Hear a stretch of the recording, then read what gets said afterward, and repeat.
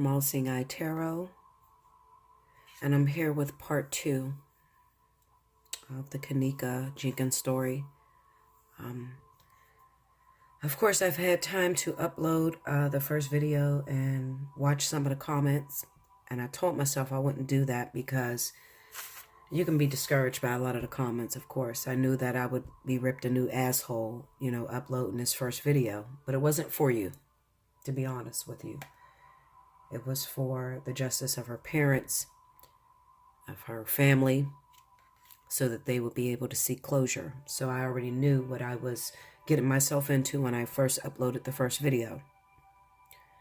So I want to thank all of my regulars, all of my subscribers, all of my clients that have rode with me. I definitely see you, fighting for me in the comments because, this is a hard thing for me. And anybody that have stuck with me since I've been here, since February 2017, January, you know that I'm not the type of individual that like to do this mediumship. I don't like to deal with those that are past already or no longer here on the planet.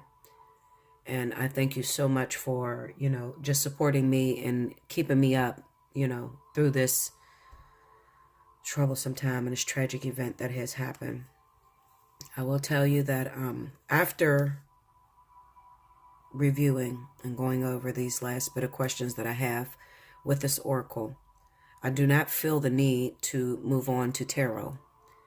And the reason being is because, thank God, and let's just thank God for Kenneka Jenkins, who is a very beautiful soul, and she's very open and she's very honest and direct.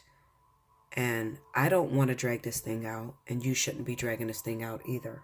Okay, so at the end of this video, hopefully you're going to get closure.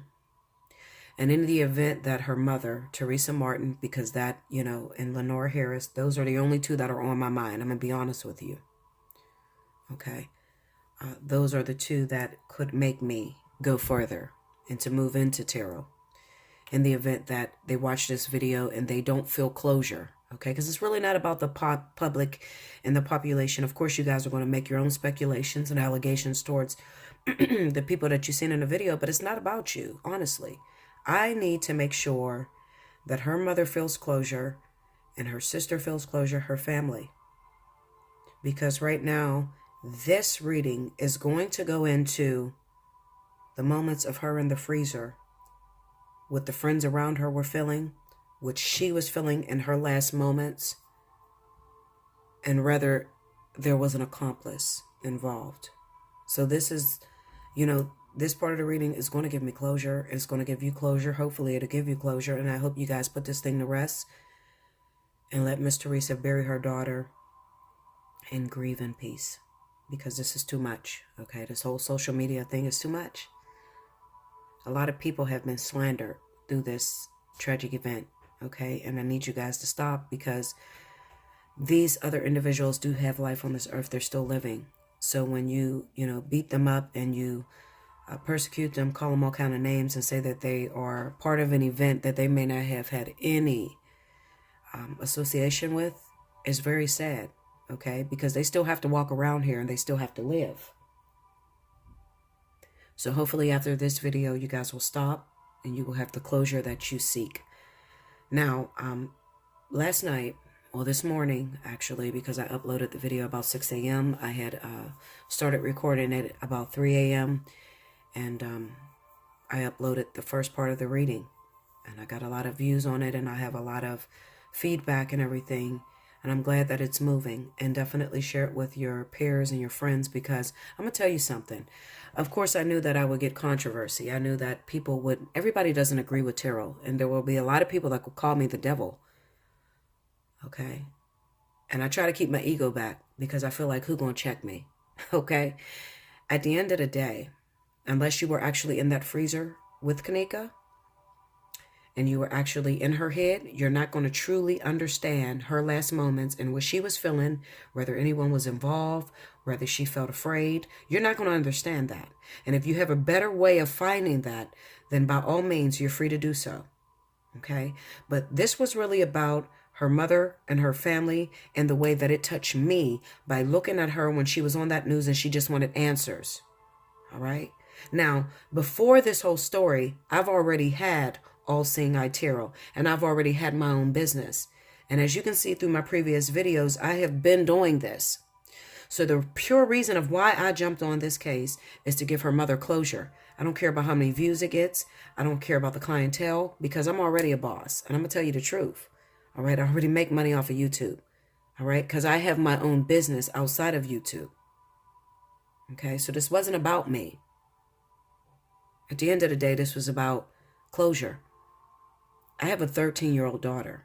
And if my baby passed tomorrow and there was somebody that had a service out there, that had a gift, and they can do me some justice and tap into my baby's last moments, by all means, I would pay whatever it takes to find out how she felt. Did she suffer? Was she afraid? Did her friends set her up? Did she feel threatened by the friends? I want to know all of that. I've been the fly on the wall. As you can see, some of my subscribers have jumped on. My clients who have already paid me for readings and have been with me since the beginning of time. This is not a publicity stunt. I want to put this to rest. I want this woman to grieve in peace. Seriously. And I want her to have answers. She does not feel content with whatever she's seen on a videotape. I've had the honor of looking at the videotape and I've watched her stagger. Okay, I've seen that maybe about 5 minutes ago. Somebody brought to my attention the video of her staggering around in the video, and I see where the video cut off and where she walked into the freezer. I seen that myself. I did, absolutely. And I think that it was her duty to get that to me, to let me know that what I'm about to read off to you is absolutely the truth. She was giving me clarity. Okay, because this is hard to do. You can talk all the shit you want to talk in the world, but this is very hard to do. For those of you that say, you know, I don't believe you because you have a bunch of cards and you have a book. Well, I'm going to tell you this. If you can gain a perception by just looking at this card, and I don't tell you what this card means, then by all means, do what you do. But I used Oracle for one specific reason. Oracle has the ability to tap into the feelings and the emotions of an individual. Another thing is Oracle reminds me of bibliomancy, okay? Bibliomancy is actually when you're going through something and you need answers to something, you may ask a question on a website. What should I do about this certain situation? Whatever you're dealing with in life. And a passage from the Bible will pop up. It is no different than any Oracle card, okay, that you see here, any angel cards or anything like that. Now, I agree that tarot is a whole nother story because tarot consists of my interpretation of what the card means to me.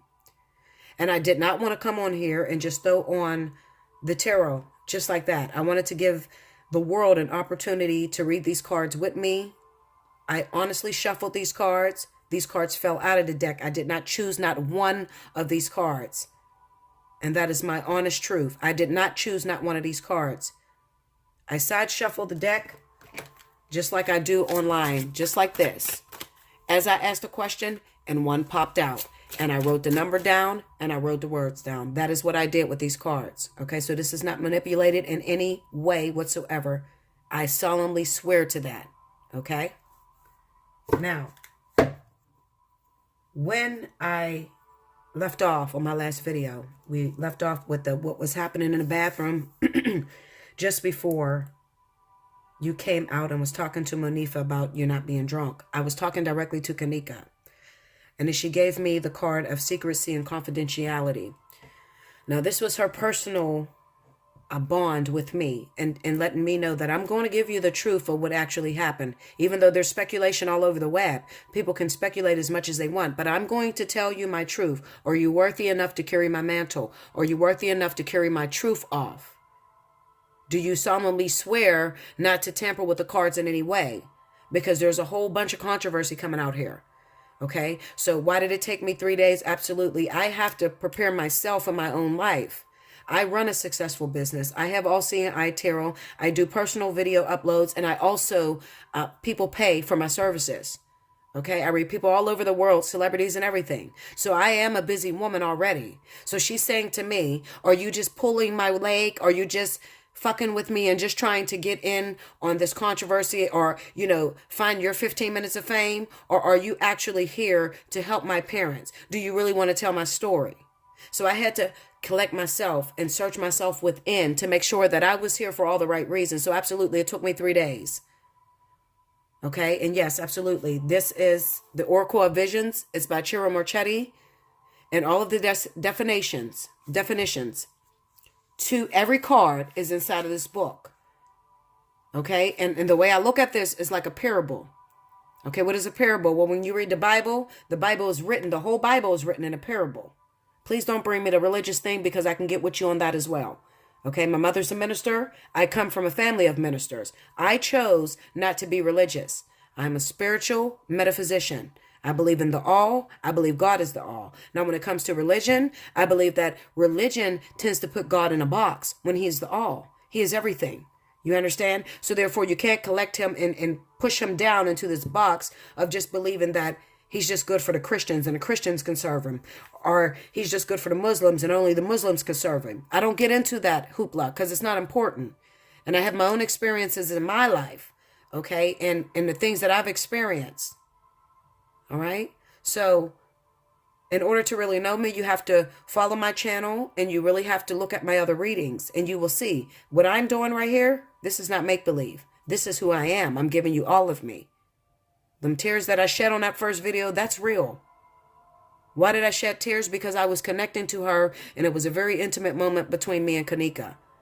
Okay? It's not for you guys to judge. I'm not doing this for publicity. I can give a fuck less. I'm telling you. I will get publicity whether I do this on Kenneka or whoever. I have never used, this is the very first time you have ever seen Bella Dutch, All Seeing Eye Channel, actually talk about someone who has passed away. I have never done it. You can search all of my videos all over the web, okay?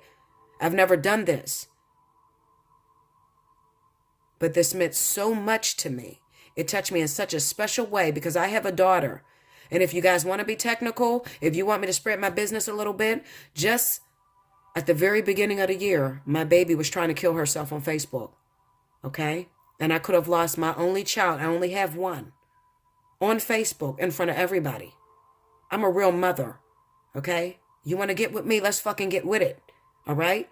And she's 13 years old. She's 13 now, but she was 12 at the time.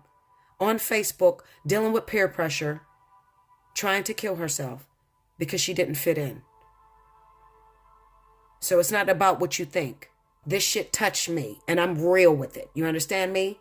And this is about justice for Teresa Martin. I don't give a fuck about nobody else and how you feel on my channel.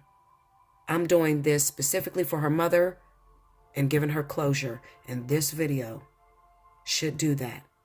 Now, granted, there are going to be people that are going to take it further, that are going to try to make shit up and try to drag it on. I've seen a lot of people on here giving their speculations. She was set up. She was spiked. Her drink was spiked. They did all kind of shit that you guys are making up. And it's fucked up because there's people out there. There are still mothers out there that have children that attended that party. Stop this bullshit. I'm serious. Stop it.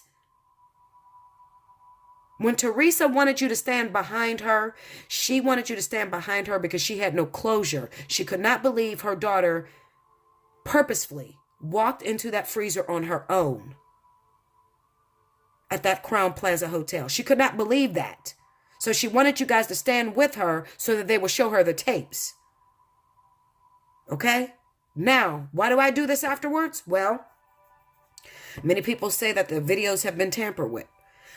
Her sister says that she only got part of the video where she seen her walk to the back, but she didn't see her walk in the video, into the freezer. And I seen that same video. Okay? So I can totally understand her. So, who else is going to know what Kenneka was feeling in that freezer?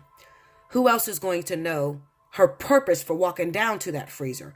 Who else is going to know, was Monifa, Irene, or Abriana connected to her murder? Who else is going to know when you heard that guy on that video, was he raping her in the bathroom? Did she scream out, help me? Did that girl Abriana say that she's stupid, they're in a raping her ass? Who is going to know that? Because nobody is talking. That is why I am bringing the cards to you today.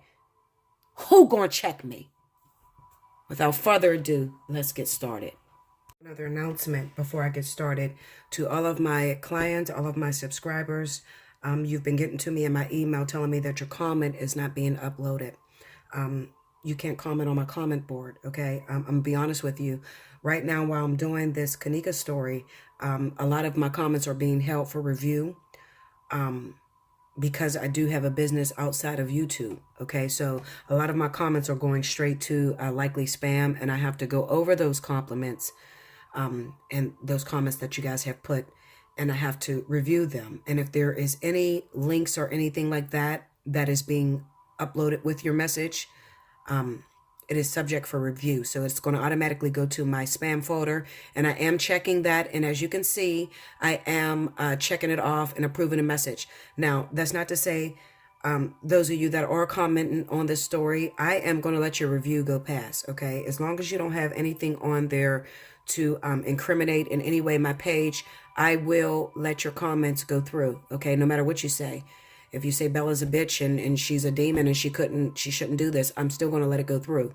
But if you are putting evidence on there that is incriminating in any way, I have to kind of delete that. So I'm sorry about that. I just wanted to let you guys know, and I wanted to let my clients know, as well as after this video, guys, I will be moving back into my usual program.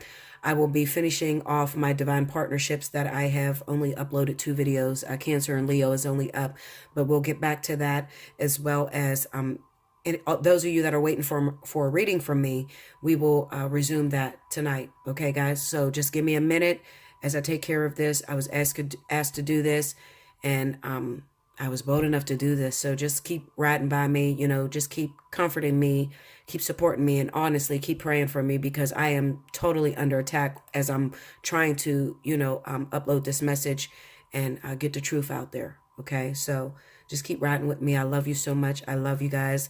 To Kenneka's family, I love you. I'm so sorry that this has happened, but hopefully this lays everything to rest, and you are going to be surprised by the results. All right. So let's resume back to the questions. As you can see, I have my notepad here. I absolutely, wrote it down, everything that I asked, and I also wrote down the numberings to the cards. Why I didn't shuffle on screen, it would take a lot of time. One question that I had asked her personally took me 10 minutes to get a card out of there, and I was side shuffling. I mean, it took me 10 minutes for the card to pop up. So I just did this in my own comfort. And remember, after I had reviewed the other 3 videos, because the part 1 was the videos that I had did before I seen the 3 videos that popped up where she was actually alive after 2 o'clock in the morning. Okay, so you're going to hear that. Okay, I try to make my questions very precise and very straight to the point, but also open enough to where spirit can understand me. And what you'll hear in here is that I had to differentiate between the physical and also the spiritual, because there is 2 separate worlds running parallel, living together. So if you ask a question like, how was Kenneka feeling before her death? There's 2 different feelings that she was, portraying. There's the spiritual feeling, where she was accepting her fate, okay, because she agreed to this death that happened to her. And then there's the conscious feeling, where she may have been scared in those last moments, all right? So I have to differentiate. So when you hear me saying consciously or physically, I'm speaking of the events that took place in the physical, in the pure physical here on 4D, okay? So let's get to it. All right, so the next question that I got to, it said, the guy on the video who stated that he was ready to go and asked his friend, was he rolling with him? What was happening that made him want to leave? Because a lot of people heard that video, and you heard the guy saying, I'm out here, you rolling with me or what? And then you also heard him saying, where's she at and all that. So I wanted to know if there was any connection between that guy and Kenneka. The card that popped up it was 2 cards that popped out, okay? Card number 25. I want you to take a look at the card. I'm trying to show you guys the card because maybe you will get your own ideology about it. Because I'm not saying I'm perfect, and I'm not saying that I have all the answers. I'm not a cop. I'm not an investigator. I just simply have a gift, okay? So you can look at that card and you can see what you get from it, and maybe your answers are different, all right? All right, so the name of the card, number 25, is called Misleading Illusion and Confusion. It's card number 25, so let's get to it. As you can see, I'm looking for the pages, okay? Card number 25, as you see, Misleading Illusion and Confusion. Do not be misled by what you see around you or be influenced by what you see. You live in a world which is a playground of illusion, full of false paths, false values, and false ideals. But you are not part of that world. What we experience and how we interact is often indirect and from a distance. Physical interaction that would normally have provided all of our senses an opportunity for feedback and assessment is now increasingly being replaced by virtual alternatives. From email and texting to social networking, our relationships are becoming increasingly defined by virtual interactions that can distort and substitute reality. We can now create multiple new identities. How we go about quantifying people and events is now increasingly based on new paradigms that can provide a false perspective, both for viewed and viewers alike. What does that card mean? What was happening that made that guy want to leave? Well, the truth of the matter is, remember, he's at a party. Okay. And everybody seems to be into their phones. They're off in a distance. They're communicating about different things. You hear a few people talking about $200. And they were actually talking about parking and a ticket. Okay. They were not talking about Backpage and someone selling a body for $2,000. I don't know where the hell you guys got that from. Okay. But you have to be very careful. They were communicating about a parking ticket, and if you happen to lose that ticket, how much they would charge you was $200. Play it back, play it over and over again, and listen to it, because that is what I heard. Now, as far as this card is concerned, he was feeling bored, and that's the truth of the matter. Everybody's into their own thing. You got Irene, she's uploading live video. You may have Abriana, who's looking at her phone, looking at text and email. You may have the other girl, Monifa, who is pretty much, just talking and in the conversation. So there's things that's going on. It doesn't feel and it doesn't seem like a party. He's getting bored. And that is simply what this card is stating. Okay? You guys are all watching your phones and you're recording and everything. We're supposed to be having a party. There's no music on. Because you will see in that video, right when he said he was ready to leave, this is where they started the music. Okay? Of course you're going to start the music. If your crowd is dying out, people ready to go, you're going to turn the music on and try to turn things up. That is what was happening with that guy when he said, I'm ready to go. I'm out here. There was another card that popped up. The next card was card number 39. Now you have to remember there are, let's see how many cards in here. I think it's 53. Might be 52. There's 52 cards to this entire deck. Yes, 52 cards to this entire deck. So at this point, I shuffled all the cards all over again, and I wanted to pull again because I wanted to understand. So you're going to hear some repeaters. All right? That's okay, maybe one or two repeaters. But get your message. The next card that popped up was card number 39. Let's look at that. And card number 39 was offering comfort, healing, and caring. Okay? So this is about how this guy felt when he was at the party, which made him want to leave. In the arms of the angel, fly away from here. You are pulled from the wreckage of your silent reverie. You're in the arms of the angel. May you find some comfort here. For a broken wing or a broken spirit, the healing process begins with the bond of caring and comfort. Let a kind word or a gentle touch offer assurance that you are there and the other is not alone. A pure white dove is held in a nurturing manner by a caring woman dressed in a deep red, vibrant. The red of her clothing and headdress bring to mind the color of the first chakra, Muladhara, the chakra associated with self-preservation. The first chakra is the root chakra, okay, and it is associated with self-preservation. This is a card about caring, whether you have a need to nurture your own soul with some quiet time or recreation, and there is someone who needs your help. This card shows that by doing everything you can to be well-grounded, you can be a nurturing spirit. Hold the object of your ministrations lightly in your hand, lest like a frightened bird, they fly beyond your power to heal. So just like I said, the atmosphere at the time that this guy was saying that he was ready to go was starting to die down. It was starting to get boring. Everybody was in their own little worlds. You got Irene, who's looking at her party and she wants to make this a success. Someone said that I said that she was looking for her 15 minutes of fame from Kenneka. No. She was looking for her 15 minutes of fame through the party. You understand? How many of you have went to school with a bunch of people and you wanted to be popular? When you're looking for your 15 minutes of fame, if you give a party, you want that to be the party of the year. You want people to talk about that long after the party is done and over with. So when I say that she's looking for her 15 minutes of fame, she is looking for her party to pop off as a success so that it's not boring, it's not dead. People won't talk shit about it the next day.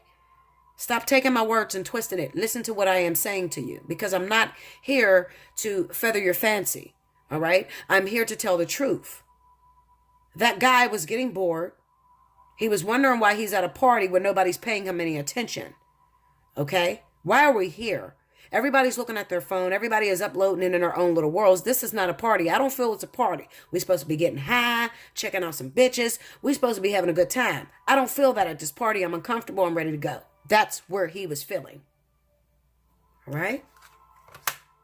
The next question I said, after Monifa ended her live vlog, what did Monifa proceed to do? Now, this was before I seen the 3 videos that popped up. All right, so listen to this, because this card plays a very important part, and it's here, interestingly, a lot. Okay, so you're going to see this again. This is card number 29. Temptation, resisting willpower. This is about the drugs, the sex, the happiness, the lust that you feel. You're getting high, your adrenaline's rushing, you're at a party, the music's pumping, you're drinking. How many times did you have a drink and you was ready to go? But when the music came on, you started to drink more, letting time slip away from you, letting temptation slip away from you. You're getting talked into having a good time and having a party. What did she proceed to do?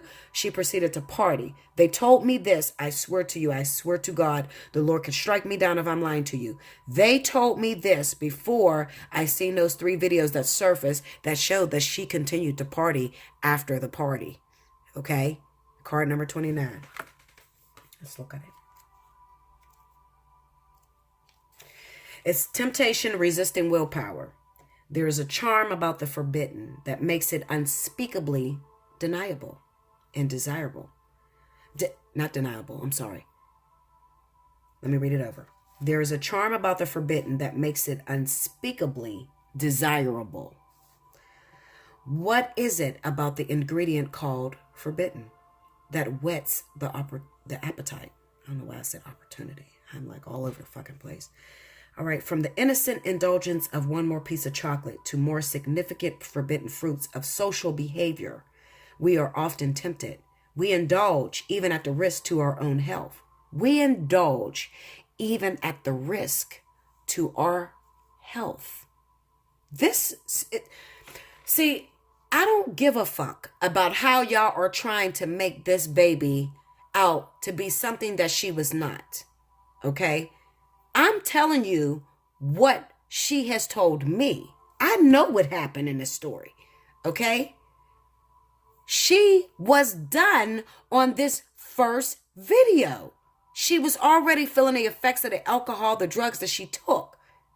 And she started to become way in over her head.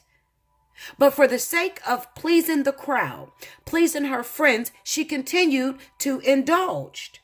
Okay?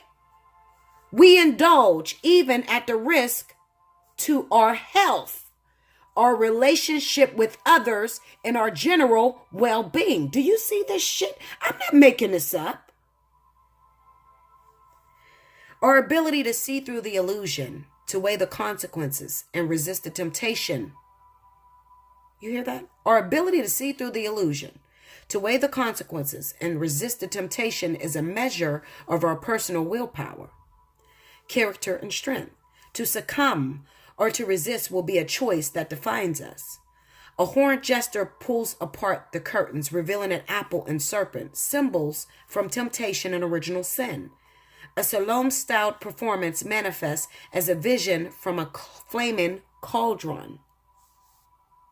As we come to understand our weaknesses and the reason for them, they lose their power to control us. The devil becomes simply a man in a silly hat. What was Monifa doing after she turned that video on? She continued to indulge, even though she may have known she was at her limit as well. But everybody's around and everybody's having a good time and everybody's having fun. I'm not going to tell anybody I'm fucked up for real. People don't like to tell that information. I don't want to tell that I can't handle my liquor, but I'm going to keep having fun because the party's still going. That's where Monifa was.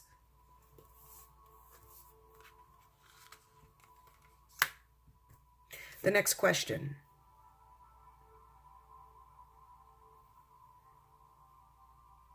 What was Monifa hoping to gain the night of the party? And this is important for those of you to say that she set Kenneka up. She was planning on hurting her friend in any kind of way. I needed to know these emotions. The card that popped up is card number 19. Contemplation, analysis, and awareness. What was she hoping to gain the night of the party? Card number 19. Is it 19? Yeah. Let me look for it. All right. See it? Contemplation, analysis, and awareness. Man is the only animal from whom his own existence is a problem which he has to solve. While we share common traits with all other living entities and are indeed linked to them in so many ways, our humanity is probably best defined by our awareness of ourselves.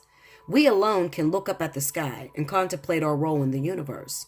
We alone have the freedom of choice and the capability of rational thought beyond survival and procreation. We alone can question relative values and choose right from wrong.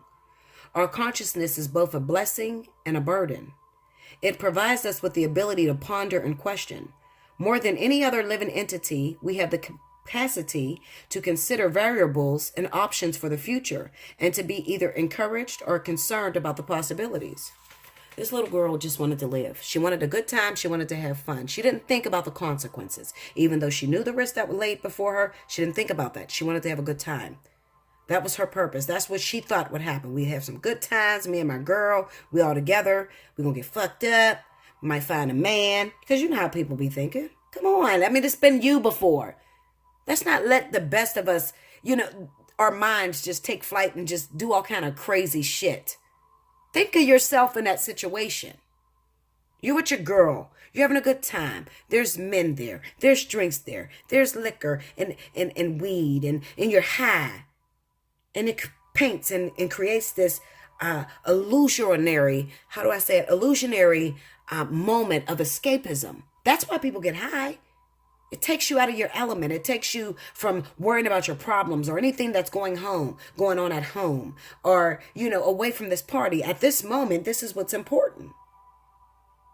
She was looking for an escape, a moment of fun, a good time, not trying to set Kenneka up in any way.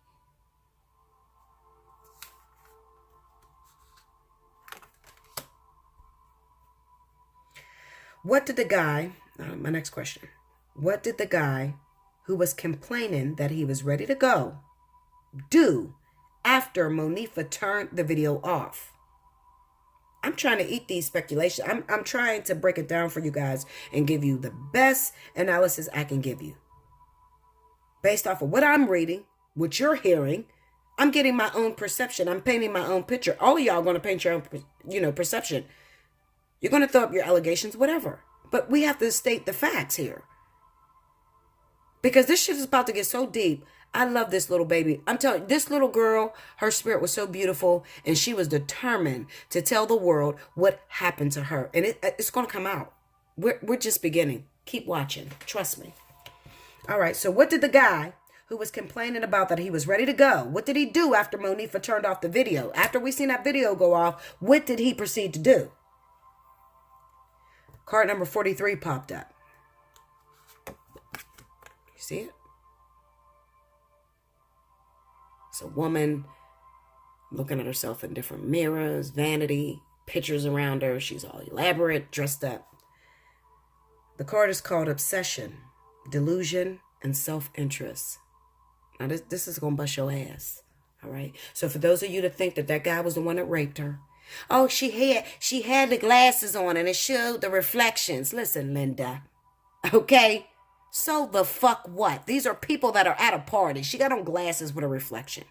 Her mouth is twitching because she high as hell. That's why her mouth is twitching. You ever seen somebody on Molly? Well, I got a bunch of little brothers and little sisters and friends that I hang out with. And their mouth tends to twitch. All right? As the high is coming on, she could have just went in the bathroom and popped the ecstasy. And as the high is coming on, and I too have experimented with ecstasy. I'm here to tell you, yes. I took a fucking triple stack transformer. Okay? I did it. Yes, I did it. Okay? Who gonna judge me? I have also tried cocaine. Who gonna check me? I'm telling you, I'm 35 years old. I've already been through these things. When I tried that fucking transformer, that triple stack that everybody influenced me to do, that was the worst decision of my life. I was high for 36 fucking hours. I was hearing music that was not playing. My mouth was fluttering. It almost felt like my mouth, I had cotton mouth, like it was drying out. Okay? And I had to keep my lips from moving. So absolutely. That's where Irene was. Okay? Let's read it. 43.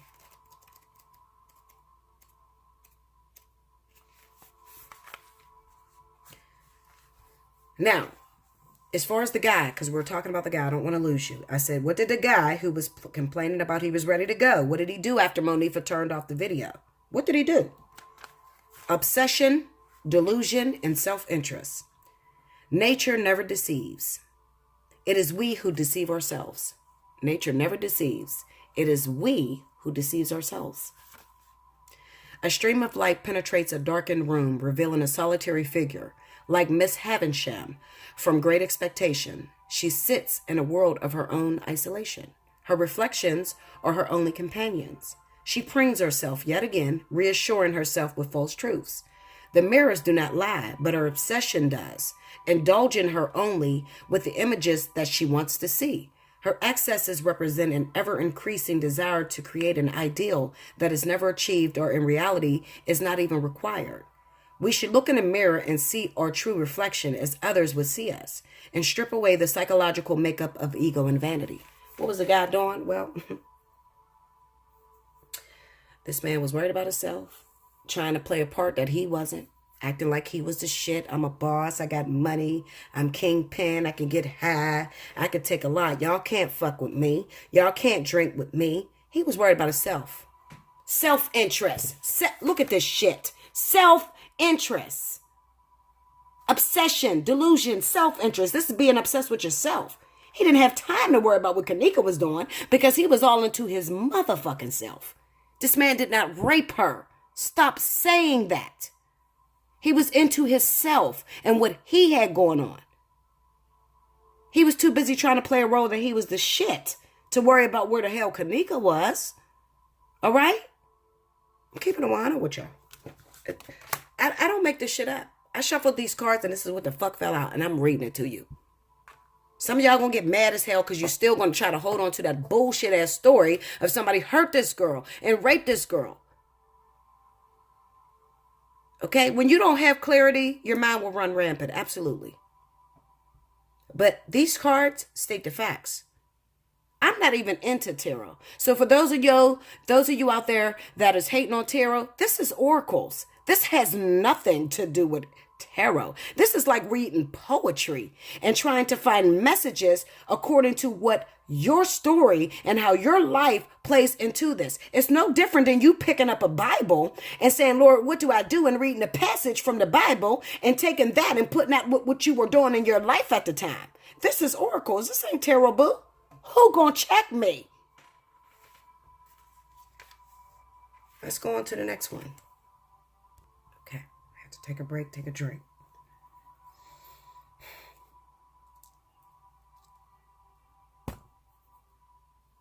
Now it's about to get deep from here, okay? Because those of y'all that know me know that I'm the fly on the wall. And if there is a guilty motherfucker out there, I'm going to find you.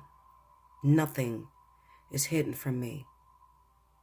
And if I did not feel closure from reading this part of the cards, because I'm about to go real deep.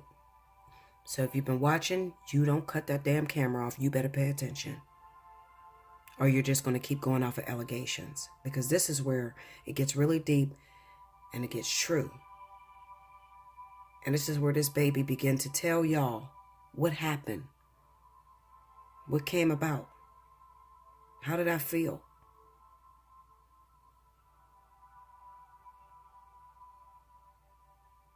Everybody's going to get in their own perception. Miss Teresa Martin, if after I read these next questions, because I have a lot of them, if you do not feel closure, and I'm speaking to Teresa Martin, if you do not feel closure after this, I will personally bust out the tarot. But this here gave me closure. Because there's nothing else this baby could do but tell you her last moments and how she felt. If you're under the age of 18, you've been following me. I do a lot of cursing on my channel. I'm sorry. I would advise you, if you're not 18 years of age or older, do not even continue. Right now, just cut the video off. Because this is for the grown and the mature.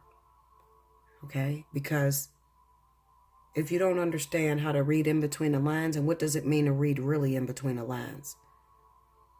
Not to come up with your own perceptions, but I'm talking about reading between the lines of what is being handed to you by our spirit guides, by the All, the Creator. He has many names. She has many names. It has many names. But there's only one Creator. So if he's given you, or she, or whoever you associate it to be, if they're giving you the truth and you want to speed off and go into allegations and speculations of what you want to make this story, that's up to you. Like I told you in the beginning, my main concern is Teresa Martin. And does she have closure? Okay? That's simple. And it will do you no good to flood my email acting like you're Miss Teresa Martin to get closure. That's not going to work. I am all-knowing. If you don't know about me, you should read up on my channel. You cannot fool me. Okay? Without further ado, let's get to the deep part. All right, so the next question that I asked was, how did Kenneka die on Saturday, September the 9th, 2017? Because that's when we all know her to have her passing. Card number 28 popped out. Contact. Reaching out, spiritual bonds, and connections. You see it? Focus on this card. Look at this card. Images speaks 1,000 words. How did Kenneka die? I'm not done here because I went deeper. People that know me know that I can't just sit with just half a answer. I have to really dig. Let's read it. Card number 28. How did she die? Contact. Reaching out, spiritual bonds, and connections. Each contact with a human being is so rare, so precious, one should preserve it. In this life, we are spirit and we are flesh. When we forget that we are both, we can suffer unnecessarily. Did y'all get that? Because I got that. But for those of you that did not get that, continue watching. This card can indicate a need to take time for meditation and to connect with one's higher self. This will in turn allow us to see the spiritual aspect of others more clearly and be able to reach out to them more easily. A young man stands in a contemplative mood. The mask before him indicates that he has stepped away from his usual role in life. A flame beside the mast signifies the eternity of our nature and reminds us that all that we see in this earthly realm is no more than a mask. In his right hand, he holds a bell jar that contains the face of a woman.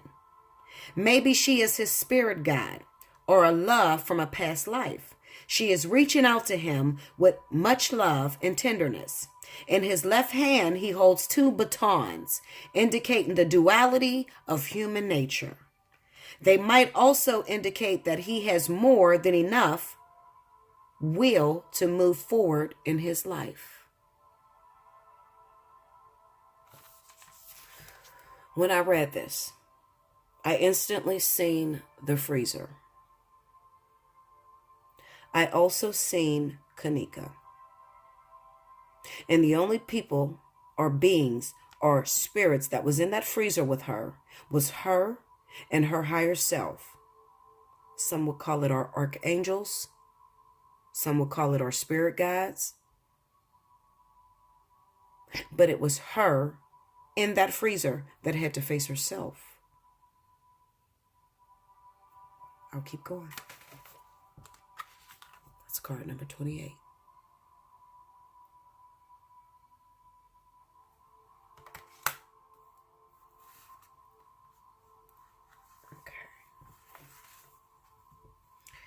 The next question I asked, I said at around 2:30 a.m. because that's the last time I seen a video and the last time you seen a video. At around 2:30 a.m. when we see Kenneka on the video and the party was a little bit heightened, what was Kenneka feeling during that time as seen on the video? What was she feeling? Card that popped up is card number 7. Let me get this to focus. You see the monkey, the skull, the pages, the book.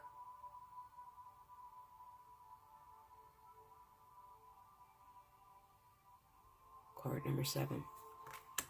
Let's go to it. And we seen her on a video at 2:30. What was she feeling? What does that say? Infinity, no limits, perseverance. Difficult things take a long time, impossible things a little longer. The abstract concept of infinity is given a visual reference here. This card represents limitless possibilities that infinity embraces. A monkey would, by random keystrokes, eventually put them into the precise order required to replicate the entire works of Shakespeare. This intriguing theory is effective despite its overwhelming odds because it defines infinity in terms other than an abstract improbability. It provides enough essence of possibilities that it can be quantified and grasped, even if only. But then we are free to imagine so many other improbable scenarios. It is appealing to consider that any personal goals or ambitions, no matter how fanciful, can by the same criteria as our Shakespearean analogy ultimately be achieved. The only limitation to their fulfillment is a matter of time and effort. What do I feel from reading this? Well, I feel that at that moment, she was intoxicated. She's already pushed past the limit. We already know that she was high and quite out of her mind. But this card says to me that she told herself, I can handle it. I'm okay. I got this. How many times have you been drunk and really drunk, but you still told yourself, I got it. I'm cool. Shake it off, girl. You got it. Come on. Come back to life. You got it. No limits. Perseverance. So at this point, she was already hanging on by a limb because she was already starting to feel the effects. Now, I watched a video right after that one. It was about the third video on that little square. When they pulled up on her and she had her pants and her pants were ripped, she had 2 drinks in her hand. 2.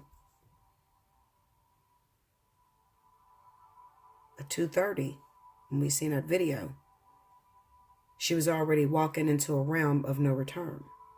because she was already really blasted. Now, those of you that drink and those of you that smoke weed or whatever, you know that there is a time where it starts to take effect. Okay? When you're first doing it, it really doesn't hit you. And then all of a sudden, it can just all hit you at once. And you're just totally fucked up. Now, I don't know if you drink. But us out here that knows, that drinks, and if you smoke a little weed, and then you couple that with narcotics and drugs, you can think you're okay. Your heart could have started pumping. You could have got that warning, but you're still pushing past that, saying, all right, I got it. But at this point, she was starting to hit that moment of no return, where it was just like, we've already warned you that you're already intaking too much. Now, if you keep going, we can't help you, because now you'll be in the area of no limits, infinity, out there floating. What does infinity mean? To never end. It's just space and time, just a whole empty place. There's no ending. There's no beginning. It's just you're out there. And just like it says, difficult things take a long time. Now, from the moment you seen her at 1:30 in the morning, and she was already saying that, I'm not drunk, leave me alone. And then you see her at 2:30 and she's standing next to Monifa for the whole time. And I seen her do a little bit of a stagger. Some may argue with that. I seen that on the video. Maybe you didn't. That was around the time where they were saying, is that the manager out there? Because she was standing up against the wall right before you get to the door the whole time, standing there with Monifa until the video switched. And then you seen her on the bed with her back towards the camera, sitting next to Irene. That was her. People are questioning, is that her? Absolutely, that was her. Where was Monifa at that time? Monifa was not in that video, near her. And then the last video that you seen of her was when they focused in on her, and she was there. She had 2 drinks in her hand, 1 in each hand. And her pants were a little ripped. That's when you seen her up in front and center. That was the last time you seen her. She was pushing past her limits. She was out there. All right, what's the next question? The next question I have is, what happened immediately after 2:30 a.m. and before 3:30 a.m. with Kenneka? I told you, I'm going all the way in. So if this is not for the lighthearted, I'm going all the way in. That's what everybody asked me to do. That's why you guys chose me, because you know I'm not going to hold back. I'm not. I'm going to go all the way in. This is all I know how to do. It's the only way I can contribute to her family. There's no amount of money that's going to bring her back. Card number 35 popped up.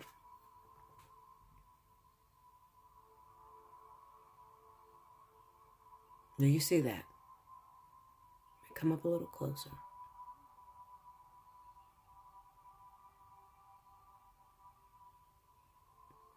Some of you may have to pause the screen in case you want to focus in on it a little bit more. What happened between the hours of 2:30 a.m. and 3:30 a.m. September the 9th, 2017 with Kenneka? Card number 35. Solitude, loneliness, and isolation. I told y'all this is really gonna fuck y'all up, because y'all done put all these kids down and y'all done cursed them and told them they're ugly and everything. And these are 19-year-old babies. I mean, these are babies, seriously. Some of them, you know, Irene has a child, and Abriana has a kid. Not Abriana, Shantika has a kid. They have children, and they're just little babies. And y'all really abuse these children really badly on social media. What happened between the hours of 2:30 a.m. and before 3:30 a.m. with Kenneka on September the 9th, 2017? The card is 35. Solitude, loneliness, and isolation. Between 2:30 a.m. and 3:30 a.m., this is what happened with Kenneka. There was no Monifa. There was no Irene. There was no man. This was solitude, loneliness, and isolation. Let's read it. Card number 35. Only in quiet waters do things mirror themselves undistorted. Only in a quiet mind is adequate perception of the world. We all need some me time. The family, the job, the groceries, the world, they can all wait. During these few precious moments of escape, they do not exist. I am alone. Do you hear that? She's screaming to you what happened. Listen, world, listen. No murder, no rape. She's screaming to you what happened. You can choose to listen, or you can say, oh no, I just want to think of somebody killed her. Listen, the baby is screaming to you. I am alone. You hear that? I am alone. My only companions are my own thoughts. What the fuck is wrong with y'all? Listen. A solitary figure sits beneath a golden domed shelter. What the fuck is that? A freezer. A raised island of solitude that is separate and distant from others of its kind. Their forms are mirrored in the silent waters below. Their forms are mirrored in the silent waters below. Here she embraces her solitude, which provides her with purity and clarity of thought. There are no distractions. Her book is empty. There is nothing to read or enter. Only passing thoughts are present, which are released to float gently in the breeze and drift away. While such moments can refresh and recharge our spirits. Wow! Such moments. Look at this shit. While such moments can refresh and recharge our spirits, be wary that by degree or frequency, solitude does not become uncontrolled isolation. Do you fucking hear that? She was stuck in that freezer. While she was seeking alone time, just trying to get away. Too much music, too much drinking, too much alcohol. I just need somewhere to lay down. I just need to get away. It's too much. While such moments can refresh and recharge our spirit, because remember, she is in a freezer. Be wary that by degree or frequency, solitude does not become uncontrolled isolation. If the distance between us and others is extended too far, it may become difficult to return. I could stop right the fuck there, because you got your answer. Now, all of you other ones that want to sit there and speculate all kind of shit, this baby is telling you what the fuck happened to her. I just wanted to get away. I was drunk. I was under the influence. I could not. Things started to look funny to me. I may have started to get afraid.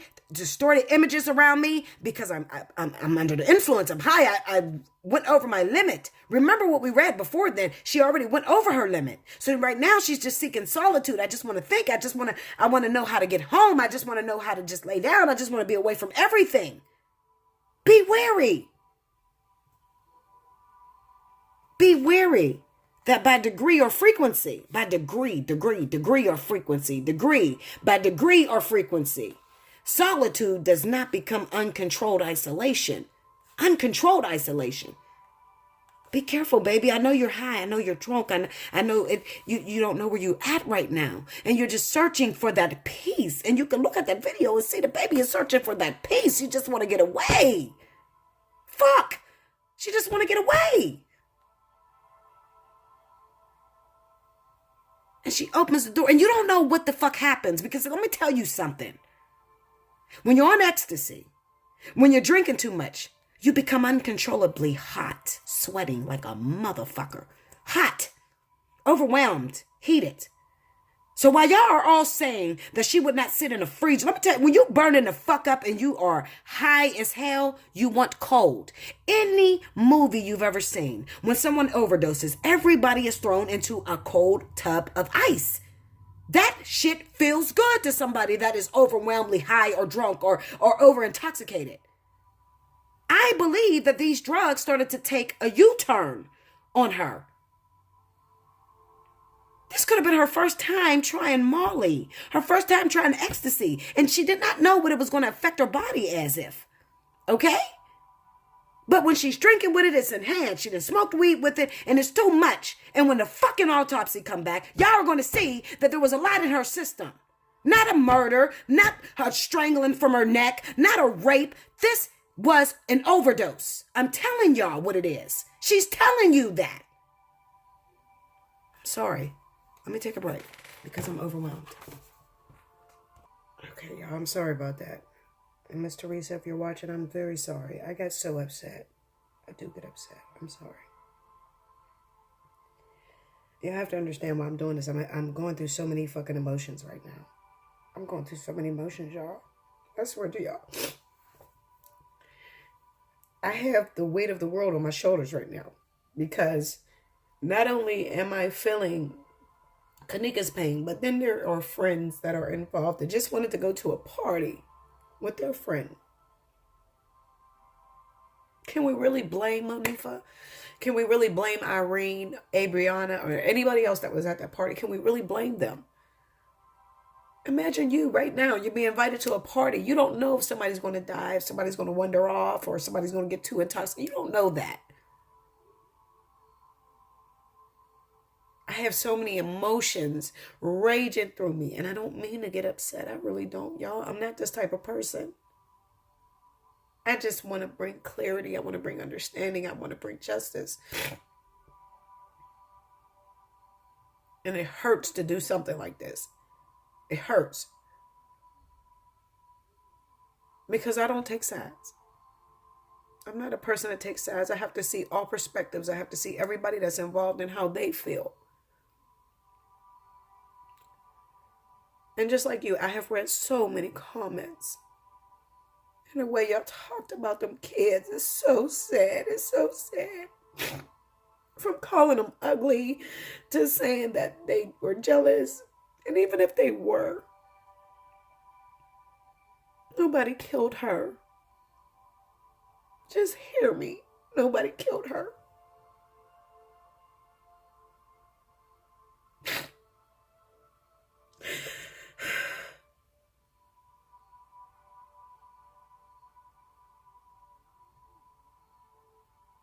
I have never had my emotions pulled so much, y'all. I've never had my emotions pulled so much. I'm such a sad event. Y'all can persecute me. I don't care. I have tough skin. My weakness is when people are falsely accused. My weakness is knowing how Monifa feels. And how she feels like she's to blame because she lost her best friend. And I don't think that you guys are realizing that was her best friend.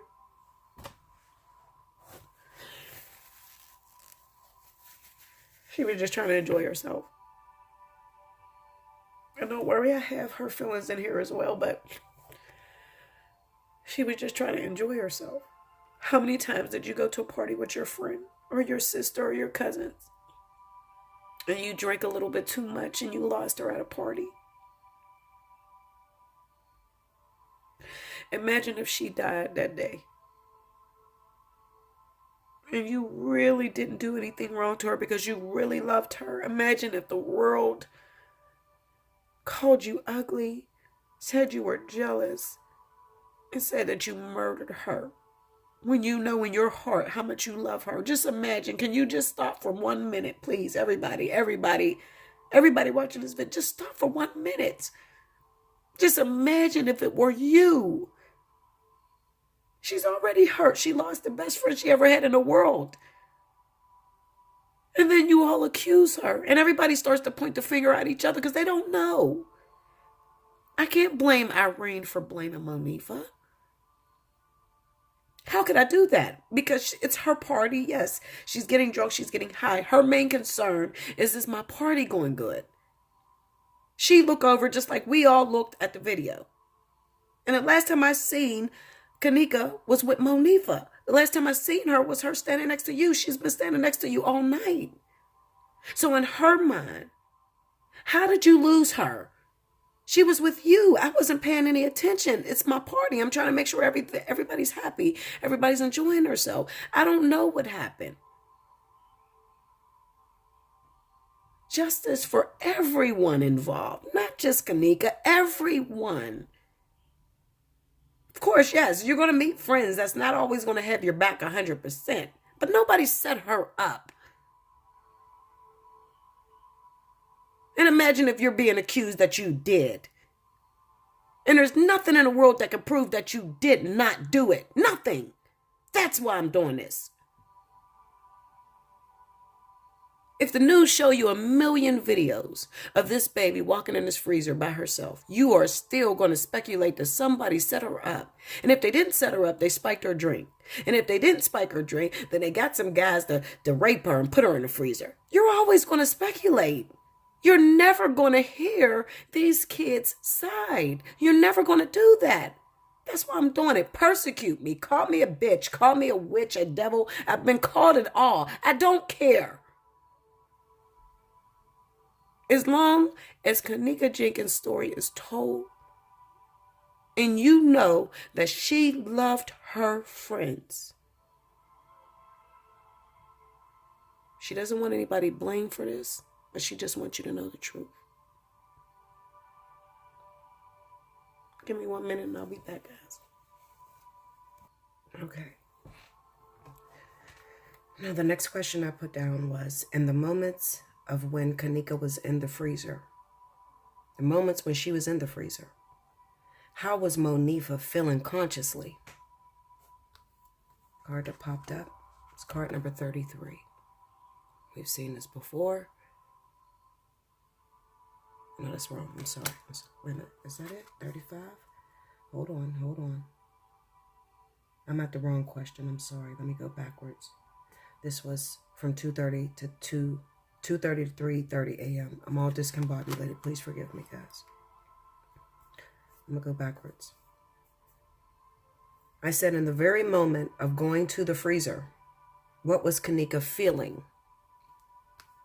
Card that popped out was card number 9, support and bearing the weight of others.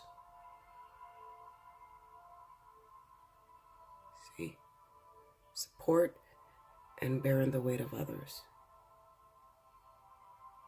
Card number 9. Let's read it. Okay.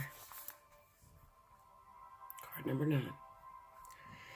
It says, "'Tis not enough to help the feeble up, but to support them after that."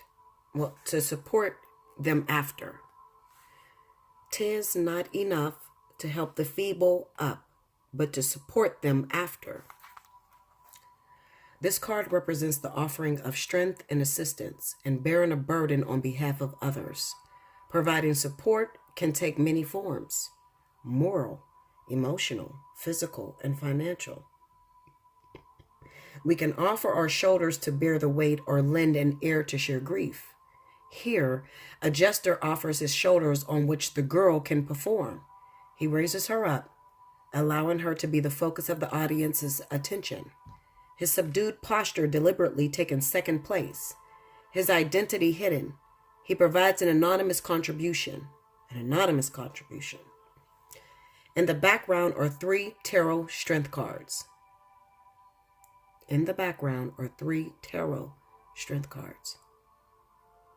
Which serve as props and reaffirms this card's message. While the effort and gesture is a noble one, there are times where we should come out of the shadows and take credit for our contributions. You do not always have to settle for being second fiddle. Be careful not to allow others to take advantage of your generosity. Let's go back to the question. In the very moment going to the freezer, what was Kenneka feeling? Support and bearing the weight of others. What I feel from looking at this card here is that these were her regrets that were taking place in her mind. I should have never got this high. How many times did you get real high and you say, God, if you get me out of this one, I will never do this again? But Spirit is looking at her and saying, you had a choice, but you chose to stay there and to continue to drink and indulge, even though you knew you were past your limits. Shout out to that person that claim that there are no limits. What do you mean by that? She's only 19. There are no limits. Of course there's limits. I'm talking about limits of going over the threshold, or when you're too drunk, or when you overdose. There are limits. Absolutely. Now, at that moment, she may not have believed there were limits, but she learned that in her passing. So this card number 9, support and bearing the weight of others, was just how she let the outside world, her friends, Monifa, Irene, Abriana, how she let them influence her to get herself this high. And as she's walking in the hallway, on her way to the freezer, she's thinking, oh my God, if I can just get out of this one, Lord, I will never do this again. How many times did you do it? I've done it 1,000 times.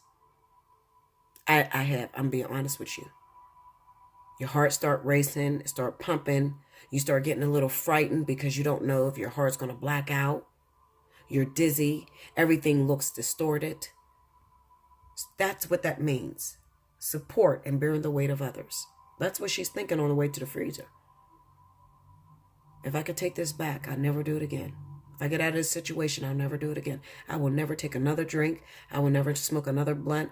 I don't know how I let them influence me to get this high. But in the heat of the moment, I was just enjoying myself. Next thing I know, I look up and my heart is racing. Or I'm afraid and I just want to get home.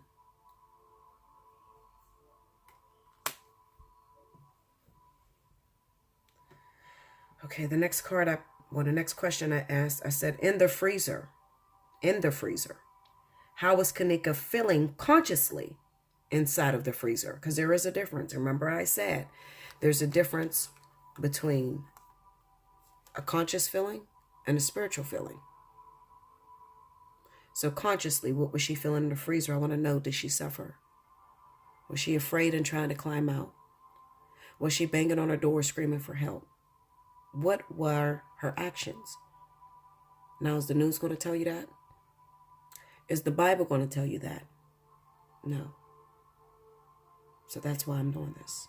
Card number 49. What was she feeling while she was in the freezer?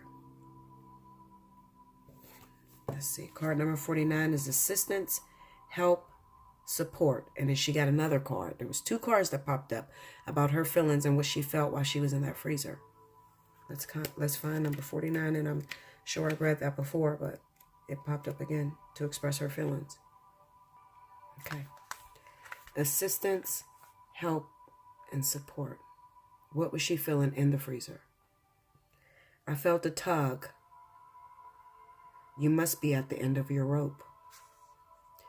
We have trained and we have studied. We have fallen and picked ourselves up to try again. Certainly, progress has been made with each effort and each attempt. But sometimes, despite it all, we have to acknowledge the reality that we can't do it entirely on our own. In this imagery, the white doves are visual metaphors for helping hands. The physical support they provide here might take the form of emotional encouragement, financial assistance, or expert advice based on knowledge or previous experience. The challenge now is to achieve a balance to offer help but not reliance. What did she feel when she was in the freezer? I feel like at this point, she fought. She fought to get up. She fought to regain conscious. She fought to look around and see where she was, but it was dark. She felt the cold air. And she just said, come on, pull myself together. Get up. Get up. You know how you feel when you're a little tore up. The world is spinning, the room is spinning, and you're trying to see where you are. That's what that card means. The next card that popped out was card number 33. No, 16. I'm sorry, I got to go back into this deck and find it because we had 16 already.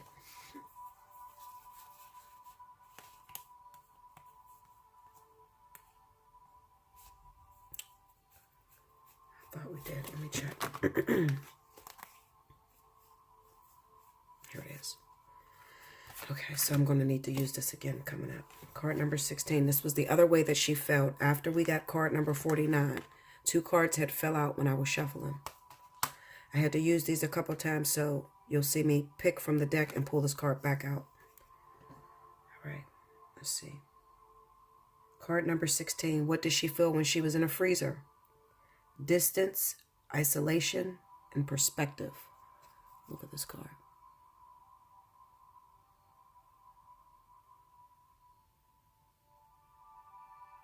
Distance, isolation, and perspective. Let's find it.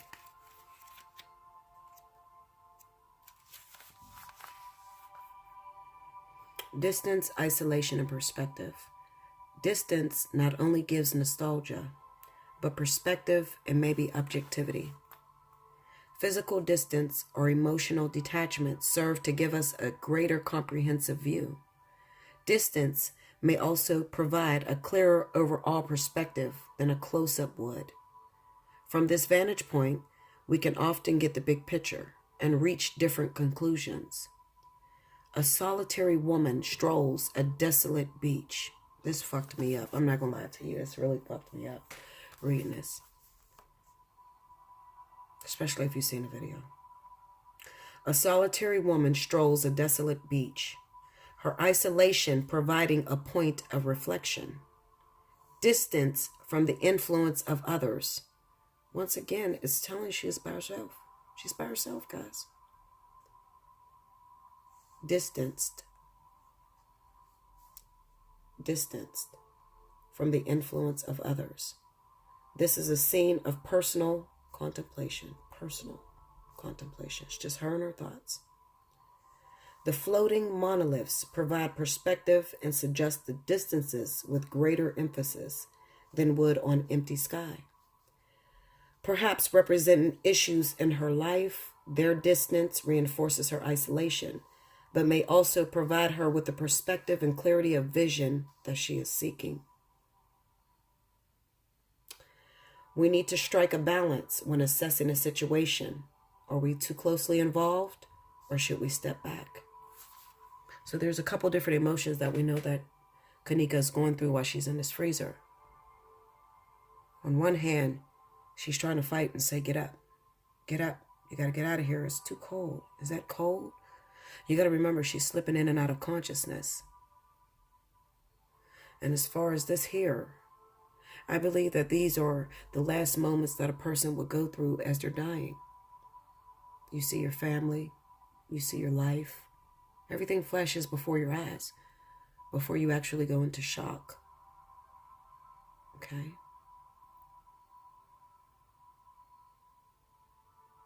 I feel that when Kenneka was passing, she was comfortable, number one.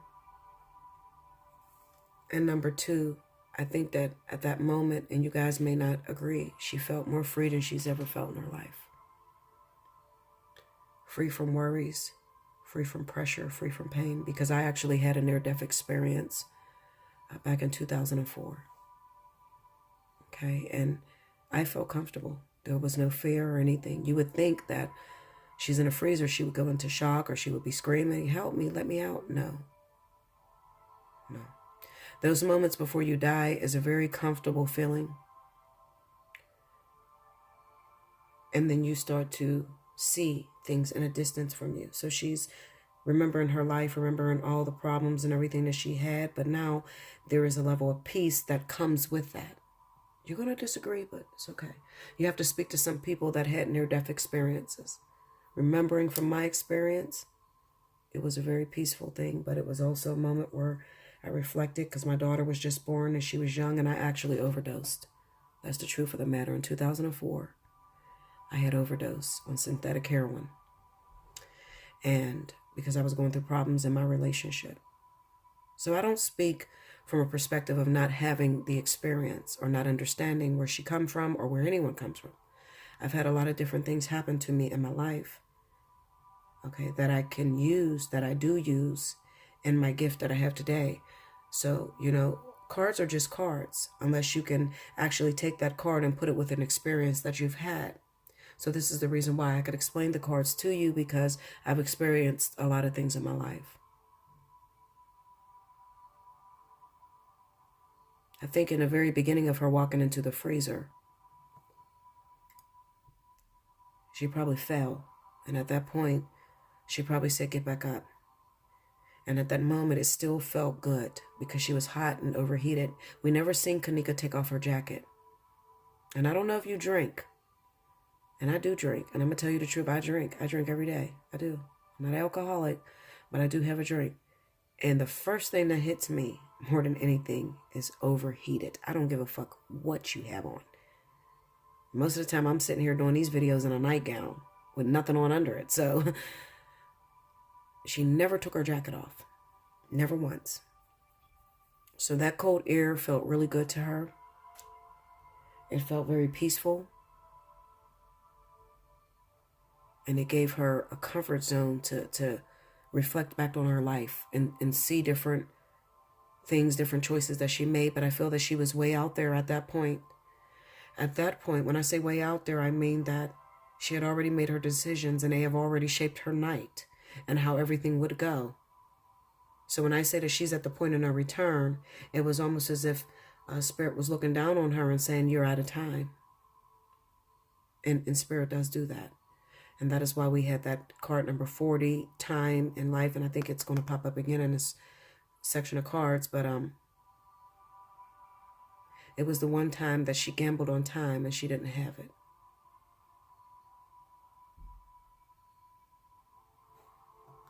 Let's move on.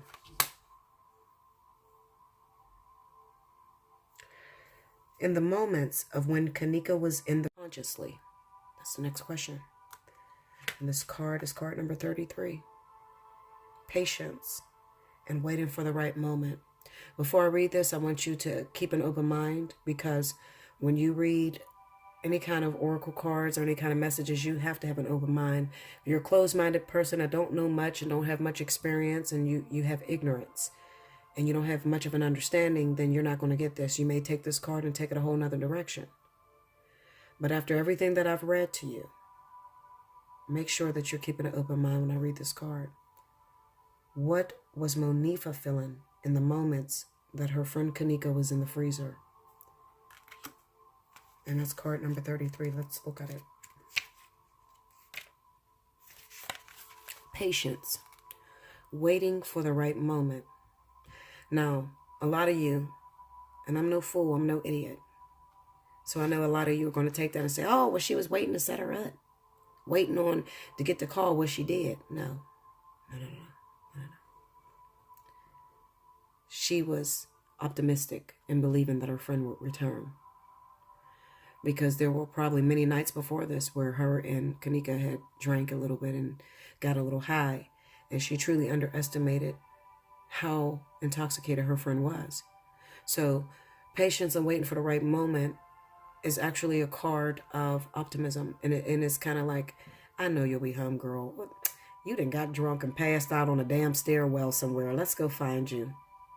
So that's what that card means. But let me read it. Time is but the stream I go a-fishing in. I drink at it. But while I drink, I see the sandy bottom and detect how shallow it is. Its thin currents slide away, but eternity remains. A ballerina casts a golden line and lure with which to capture a desired goal or item. The process is calm and planned. The pace leisurely. There is no rush nor looming deadline. She will know when the time has come and the moment is appropriate. Now what that means is she will know. She knows that in her mind she's thinking, my girl called me. She'll call me in a minute. I know I got her keys. She can't go too fucking far. And we think that when we're, out with our friends. That's what that means. A kingfisher, a harbinger of tranquility, accompanies her, and together they will wait. A kingfisher, a harbinger of tranquility, accompanies her, and together they will wait. Monifa felt at peace because in her mind and in her heart, she believed her friend would return. When you've been friends with someone for a very long time, since third grade, you gain a confidence that you know that that person will return. She was too intoxicated to feel totally connected with Kenneka at the moment. Now remember where Kenneka was. Mentally, she was out of her mind and she was losing touch with reality. So people will question, telepathically, didn't you feel her? Didn't you know something was wrong? Well, this is why they tell you that you shouldn't drink and you shouldn't take medications or things like that, because it impairs your judgment. And at that moment, usually Monifa will call when something's wrong with her friend. And she would feel if something was happening. But because her judgment too was impaired, and she too was intoxicated and seeing distorted images, she overestimated the power of drugs. And this is one moment where her guard was completely down. Despite the desire for results, you hear that? Despite the desire for results, some occasions or decisions simply should not be rushed. We should approach either with caution or restraint, waiting for the opportune moment. We must also be wary of being too indulgent and devoting too much time waiting for some imagined perfect moment, person, or thing. Did you get that? Because I really want y'all to get that. Because I know that there's going to be some people that are going to take this, bash me upside the head, and try to say that this is a planning and this is a setup. And I want you to, I'm going to read it one more time so you can hear this one part. Just this one part explains this whole passage. We must also be wary of being too indulgent. Too indulgent. What does it mean to indulge? Gluttony, to overdrink, to overtake something, to take too much of something, and devoting too much time waiting for some imagined perfect moment, person, or thing. Don't underestimate time. Don't think that time will wait for you. See, when you're young like that, you don't think that anything bad will happen, even though you know the risk. You don't think it would happen to your friend. Some of y'all can question and argue and everything, but if it was your ass and you were in that position, try to see with the shoe on your foot. Try to understand where she is. I'm intoxicated. I'm drunk just like you, girl. You gonna pop up. Where the hell you done ran off with some nigga? What the hell you doing? You better call me. She'll call me. I know she'll call. I got her keys. She can't go far. She got to still be in a hotel. She probably done found some fine ass nigga in the hallway and start talking to him. This is her mind state because she's too intoxicated. Devoting too much time waiting for some imagined perfect moment. How in the fuck how could this be imagined perfect moment if she has somebody killing her? No. This is her underestimating her fate, believing that time will wait for you. You know how young kids are. They take everything for granted. This is taking life for granted. That's what it means. Waiting for some imagined perfect moment, person, or thing. Waiting for Kenneka to call me. She won't call me and tell me that she done met these guys or whatever. That was the furthest thing from her mind. Her friend wandering off and dying. Trust me, it was. Worthy opportunities may be lost if they are overlooked in anticipation of some intangible better option to arrive. That simply means just taking life for granted. Believing that you're going to always win. Believing that things are going to always turn out perfect. I want some of you to take a really good look at that baby, Monifa. Look at her. Her image, the way she looks, she's just a baby. She is just a baby. Some people argued with me and said that I underestimated her and her friend's ability to commit murder. I looked at Monifa's page on Facebook and all of her little posts and everything.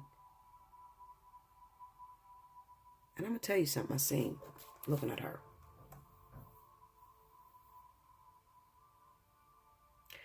She's a follower. That's number one. I Absolutely, she's a follower. But she is not as advanced as you're trying to make her out to be. From the way she wears her clothes, to the way her hair looks, to the way she perps when she gets a little money, she too was looking for acceptance. And she found out in her best friend, Kenneka.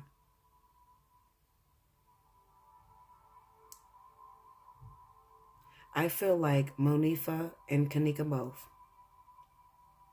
were two children that happened to hang out with the wrong crowd. And they were testing their limits and getting drunk and a little high and getting knocked off of their rocker. There are some people out here that have an addictive personality. And her mom would be able to attest to this, because I don't know this, because I don't know this young lady personally. I'm learning about her just as you're learning about her. But there are people that have an addictive personality. And addictive personalities, what that means is if you try to get someone with an addictive personality to smoke, they will smoke until their lungs fill and they can't smoke no more. If you try to get them to drink, they will drink until they pass out. If you try to get them to try drugs, they will keep trying it and keep chancing life and death. And I feel that Kenneka had an addictive personality. And the little girl Monifa had just a little bit more self-control than her friend Kenneka. And this is why a lot of the blame is falling on her, because everybody expected for Monifa to save Kenneka. But I think that you guys are not recognizing that she was just a baby herself. You can't put that responsibility on her, even though they were best friends. I feel like they made a mutual decision to go to that party together because they all knew one another. Irene was the friend of Kenneka as well. Okay? There was one person I would question as far as friendship. It would be Shantika.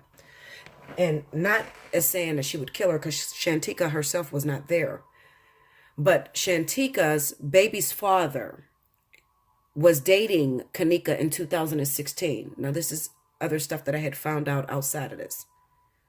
So she's the only one that would have any kind of jealousy or any rage towards Kenneka. Secretly, if it was a secret thing.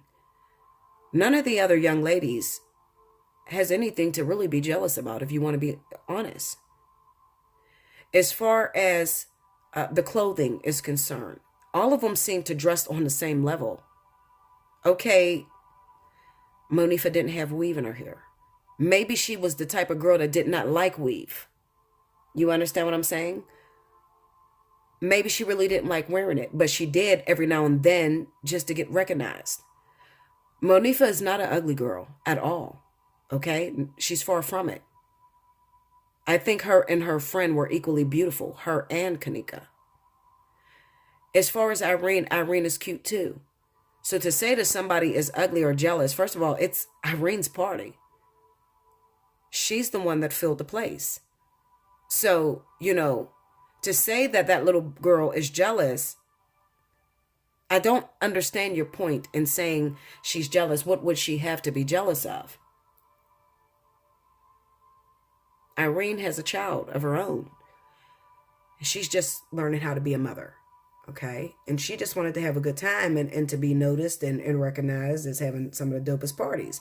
Now, who's to say that she wasn't very popular in school? Because almost every video I've heard them scream, ring, ring, ring, ring, Irene. So she could have been extremely popular, even though you guys thought she was ugly. Another thing is, I've seen Irene with a man, kissing and loving on her man. I have never seen a picture of Kenneka with a guy, or saying that she has her man or whatever. So those of you that think that she's ugly and she couldn't have nobody in her life, Irene actually had a boyfriend in her life. Monifa and Kenneka together, I feel, image-wise, are on the same level. And I'm sure they shared each other's clothes because most best friends do. I just don't understand where you guys are getting this jealousy.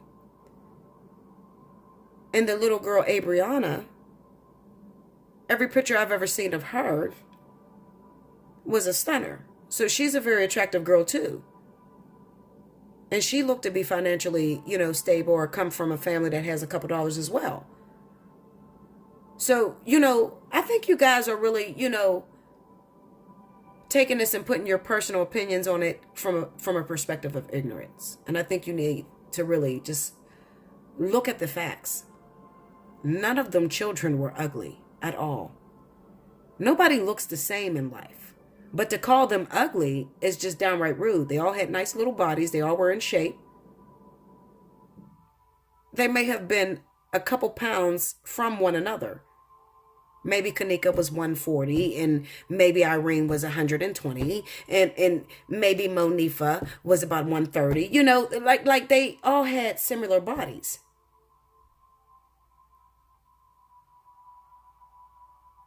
There was nothing to be jealous of. They were simply having a good time. They were a bunch of kids in a hotel room having a good time.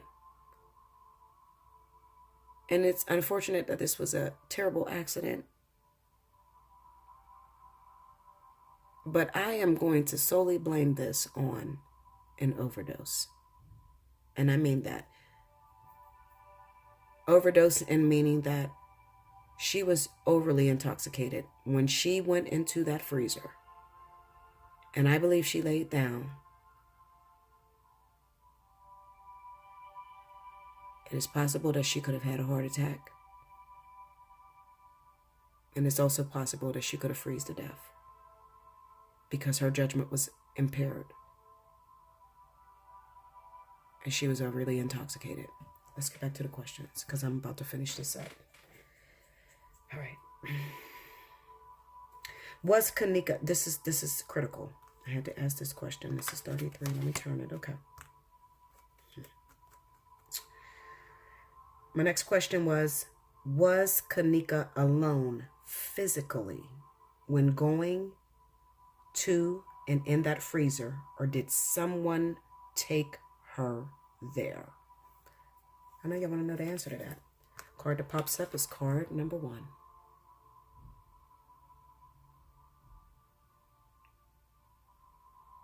The name of the card is A New Beginning, Release from the Past. Let's go to card number 1. And it says, you may have a fresh start any moment you choose. For this thing we call failure is not the falling down, but the staying down. To move on from failures or simply to expand and explore new horizons, we make choices to leave the past behind.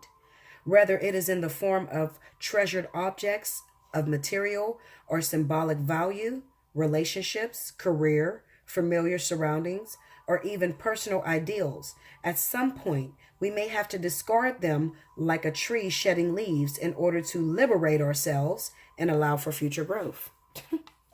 This is alone, baby. Okay, where am I at? On the floor are 3 discarded cards, each a fool from my 3 tarot decks. The Fool. I read tarot. The Fool is unaware. The Fool is free. The Fool acts alone. The Fool would walk into a freezer. The Fool would walk right off of a cliff. How it got to be the Fool is because her judgment was impaired. From the box, their spirits are released as doves for a new beginning. Ensure that the time is right to move on. Has your present circumstance been truly fulfilled, or is it being abandoned prior to its completion?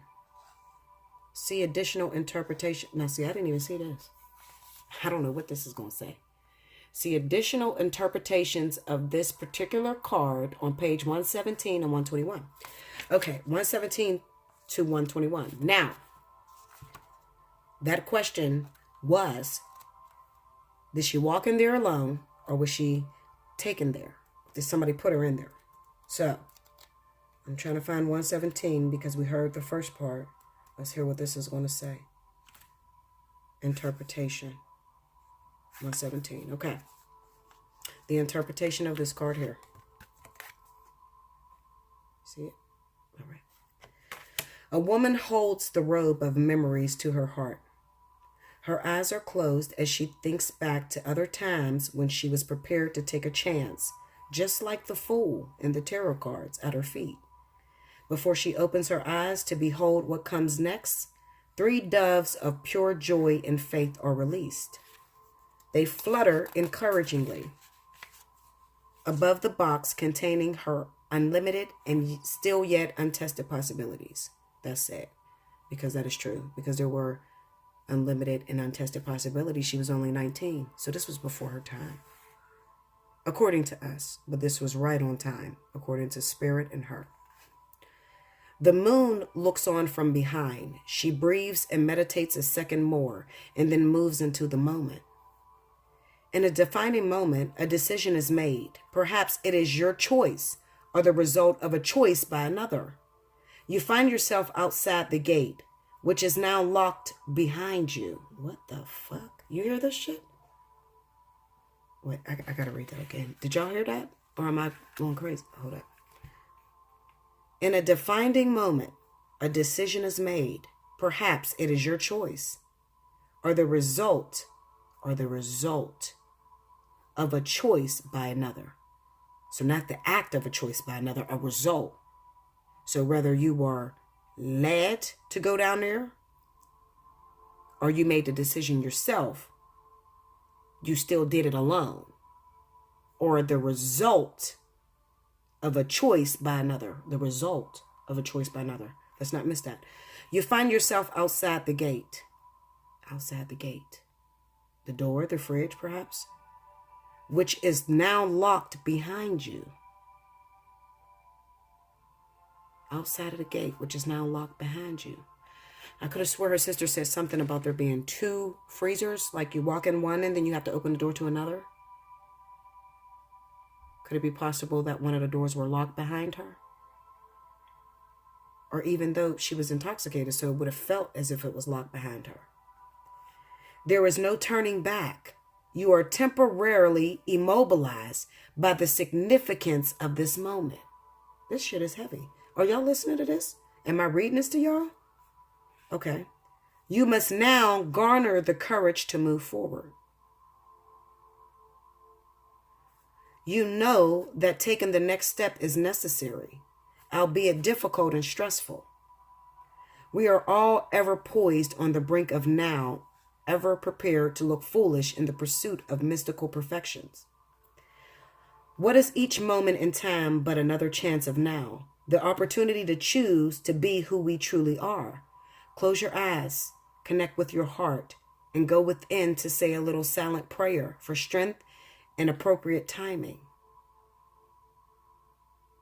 Can you remove your mask and drop the security of your protective robe? Are you ready to begin? This sounds like you know what it sounds like to me? Like God meeting her at the pearly gates, the thing that all of us was told what happened. It sounds like that to me. Maybe different. Comment, let me know. Are you having trouble starting something?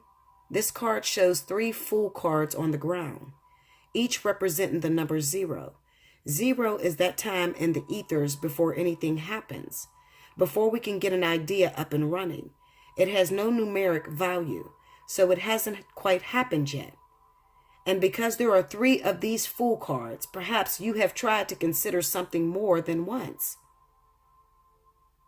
There are also 3 doves, so things may happen for you in 3s. So it could have been 3 times that she attempted to get up and get out of the door. It could have been 3 times where she walked one way and was told that's not the way, and she turned around and walked another way. I think I seen in a video where she walked one way, and then she turned around, she came back, and then she went down another hall. I think I seen that, but don't quote me. Please don't quote me, because I'm trying. This is where my focus is, guys. Okay.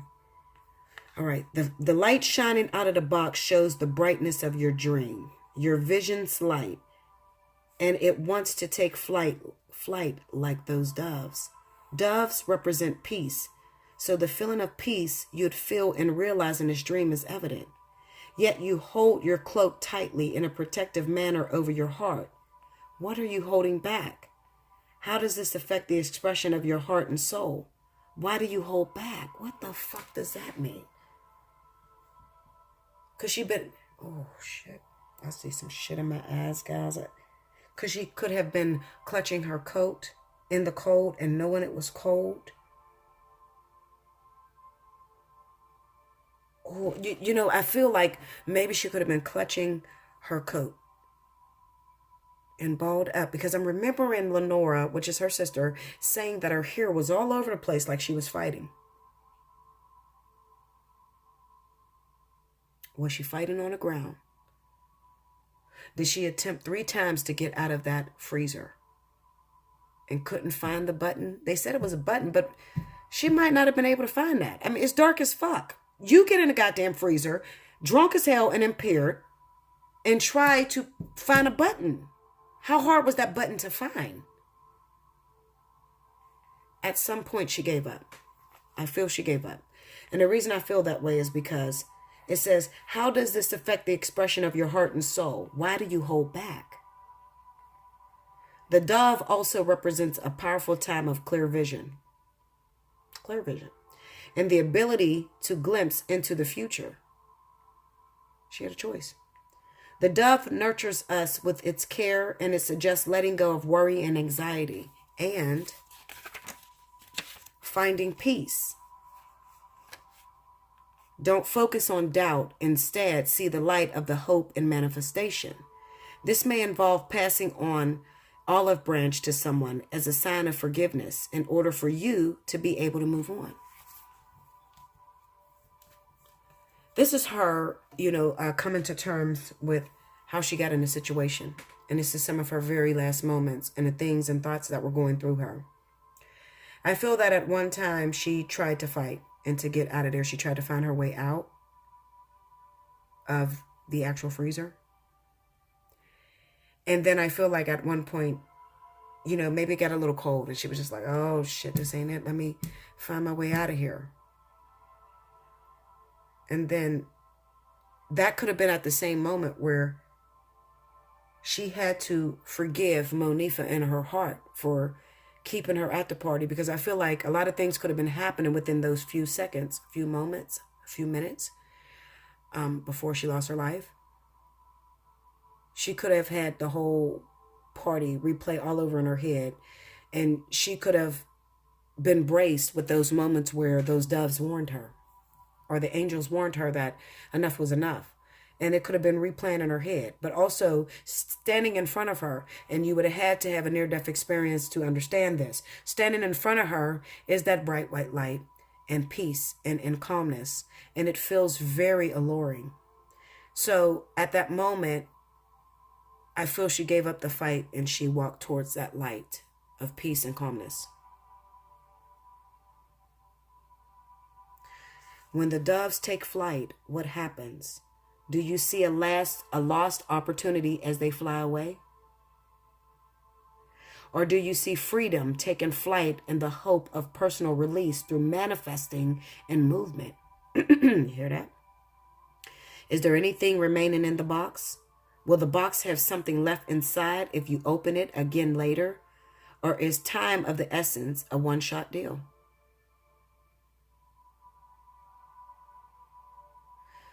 Kenneka was feeling some very, very tough things in her life. Because it was almost as if saying this, this last sentence kind of reminded me of the choice you made, the choice you had. Because, right at that moment, God had asked you, do you want to go back or do you want to go? Or are you done? And maybe she felt like her life was spiraling out of control. Maybe she wasn't where she felt she needed to be. She started hanging with the wrong crowd. She started getting high. And who's to say that, these last weeks leading up to this death, maybe, she started to drink a lot and she was unhappy with what was going on. Not just blaming it on her mom and her mom being sick and everything, but it could be that, she just got tired of fighting. And you say, how? She's so young, but it's possible. How many times did you want to give up in life? She could have just merely got tired of fighting. I'm hanging out all night. I'm getting drunk with my friends. I'm not where I want to be. So I feel like, let me give another life. I feel like she had an option because, at that moment, there's a determination on, do you want to try again, reincarnation. But those are my personal beliefs and I'm not going to throw that in there. But it was as if she sacrificed. She sacrificed herself to give life to another. That's what I get from that. I'll read it one more time. Is there anything remaining in the box? Will the box have something left inside if you open it again later? Or is time of the essence a one-shot deal? The moon can carry much deception. It looks like it casts light, but it is merely reflecting the light of the sun. It is not all that it seems. It can create illusions and can make us feel unsure. Understanding what parts of your subconscious may be feeling alone and unsure, or acting out of instinct or fear. The moon evolves from night to night. Some nights it expands, other night it wans. Where are you in your life right now? I told you. She was not happy with her life. Something happened within the weeks leading up to this to where she made the decision that it's better that I'm not here. Because nothing happens that you don't agree to. And I know you guys are going to fight me and you guys are going to say, that's not the way it happens. Accidents can happen. I mean, that's like saying that the angels turned their head for a minute and, something tragic happened. No. You have already written out your proposal, your contract before you got here. And if she didn't feel that she was living the best life that she could live, then she would make a decision that this is it. When we see, where's it at? Some nights it expands, other night it wans. So this is about the cycles that happen in life. They're using the moon as a metaphor of the cycles that happen in life. 1 minute you're happy, the next minute you're sad. 1 minute you're fighting, the next minute you're making love. This is talking about cycles in her life and the things that were happening. Where are you in life now? Is opportunity growing or diminishing? She was making a sacrifice because she looked at her life and said, I'm not doing anything with it. See, this shit is heavy, y'all. This is heavy. Because, this is that very fine line between reality and spirituality. And you guys think and you throw this Bible at people, and you really don't know spirituality and just how deep the depth go when it comes to life and existence and choices. And how that person that you just seen get shot on the corner, you don't know the negotiations that he's making with his spirit guides or with his own soul. Because your soul comes in here with, what is the word that I'm looking for? Your soul comes in here with a mission to live out that contract. The flesh will take you through all kind of detours. The soul wants to complete the contract that you came here to learn. She is having a conversation with her soul in these moments in this freezer. So when we ask, was there anybody in there with her or was she by herself? They're saying she's in there by herself. But she's in there going up against her soul. Her soul was saying, what are you going to do? What are we going to do? Are we going to complete this contract? Are we going to live out this life that you're destined to learn, all the things you wanted to learn? Or do you feel that you've learned everything that you could learn and it's over? Have you gained enough thus far, enough experience in this life? Did you come to learn everything you wanted to learn? And it dates back to what I said about the child.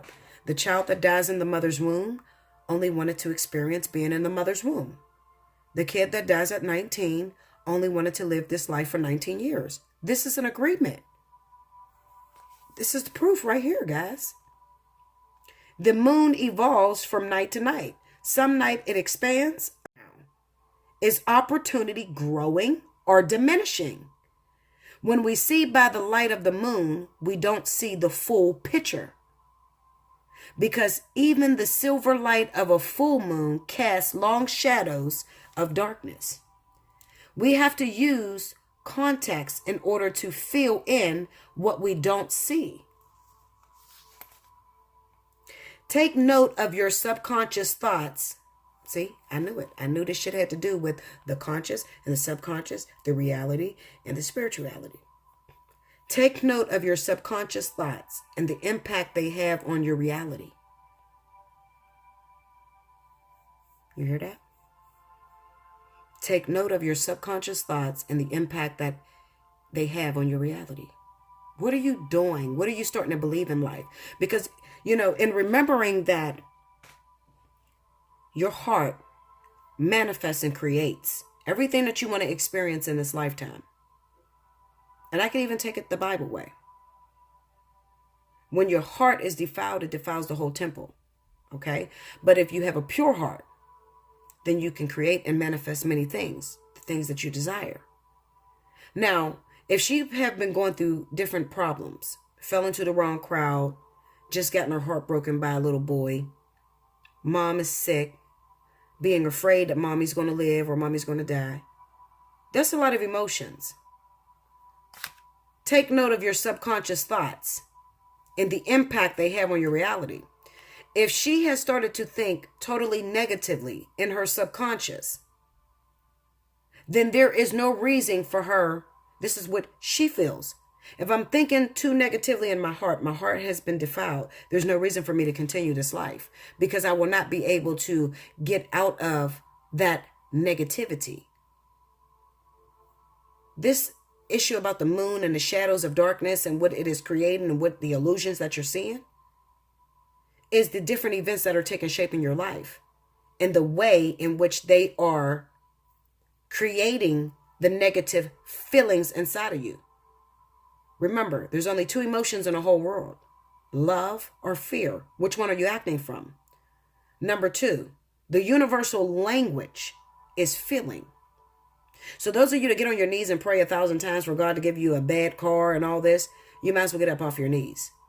Okay, because God is going to judge you according to your heart. Okay, so if you believe that you cannot have a BMW, or you believe that you can't make it on YouTube, or whatever your desires is, okay, because you've had nothing but bad luck, your heart has become defiled. All you think of is bad luck. So all you're going to manifest out of that bad heart is bad shit. Okay, so these are her moments to where she's evaluating her heart and she's saying some of the things I've been through in my life has created bitterness within my heart, within my thoughts, within my thought process. I don't think it's beneficial if I go back out there. Because even if you give me another chance to go back out there and live my life again, because God will give you that, my heart has become defiled and I feel that I've learned all that I needed to learn in this lifetime. I'm ready to go. I'm telling you. Take note of your subconscious thoughts and the impact they have on your reality. Note how you are personally filling in what you are unsure about in order to fulfill or complete your vision. Her mask keeps her true identity hidden. What is under the mask that we don't see? How would this help identify her? How would it make her different? What does this say about you if you were to remove the mask and show your true self? The box is open and something has been let out, even if it is just a vision of light. Note what visions you see and what needs to be released. It may take more than one time to fully manifest. It may take more than one time to fully manifest, as there are 3 doves and 3 cards, but they show the progression of taking flight, speeding up on the runway, leaving the ground, and then soaring. This is going to date back to when I said on the first video And if you haven't already, please go and watch that video. When I seen that time and life card that popped out at me when explaining where she was in her life, there was something about that that said to me, this is not her first time going through this experience. Okay? Now, some of you will argue and question reincarnation and things like that, even when you have proof all over the place. Okay? How does the child that never been here before know the life of the grandfather who died many moons before? Reincarnation has been proven over and over again, but you still choose to be programmed and to fall into religious factors and a belief system that keeps you ignorant from what is happening around you. I'm not here to judge you. I'm not here to talk to you about it, but I will just put it this way. I feel that this opportunity, this whole situation has played out before in Kenneka's life. So she was well aware of, if I continue on, I feel like from doing this previous lifetimes, because how else is she going to know what, or even confuse herself and think what's going to happen if she have not experienced it before? She had to have experienced this before. There was a moment of recognition. There was a moment, a glimpse into the future. She's seen into what her future would lead to. And I feel that she has gotten to this place many times in her life, right where she is. And it may not have looked like she died in a freezer, but there were other lifetimes where she died really young. Okay, she's a very new soul. She's very young. And I feel like when she's seen what her future held for her, because I think that you get a glimpse of your future as well as getting your past, okay? God asks you, do you want to go back or do you want to stay? What do you want to do? After you get that glimpse, just that moment notice, because at that moment you are in divinity. You are between time and space, okay? Some people call it in between lives, or you call it Hades, or whatever the fuck y'all call it. You make up some crazy shit. But it is just that moment of reflection that God gives you just a glimpse of what you could have if you stay. Whatever she's seen, it was not good for her because it reminded her of her last lifetimes. Will she be back? Absolutely.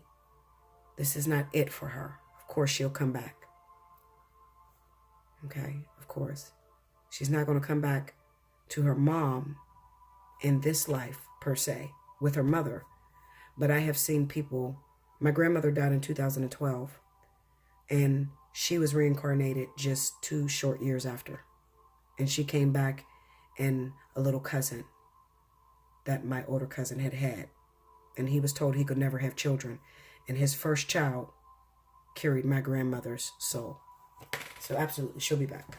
But she didn't like this life, and this wasn't good enough for her, and she chose, I'm going to go about my business, I'm going to let it go, right?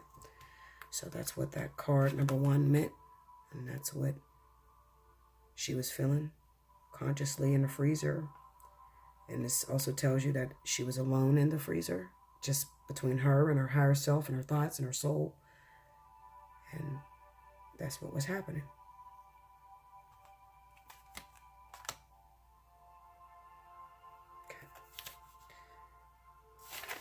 Let's see. Okay, I read that. I'm going to move over here.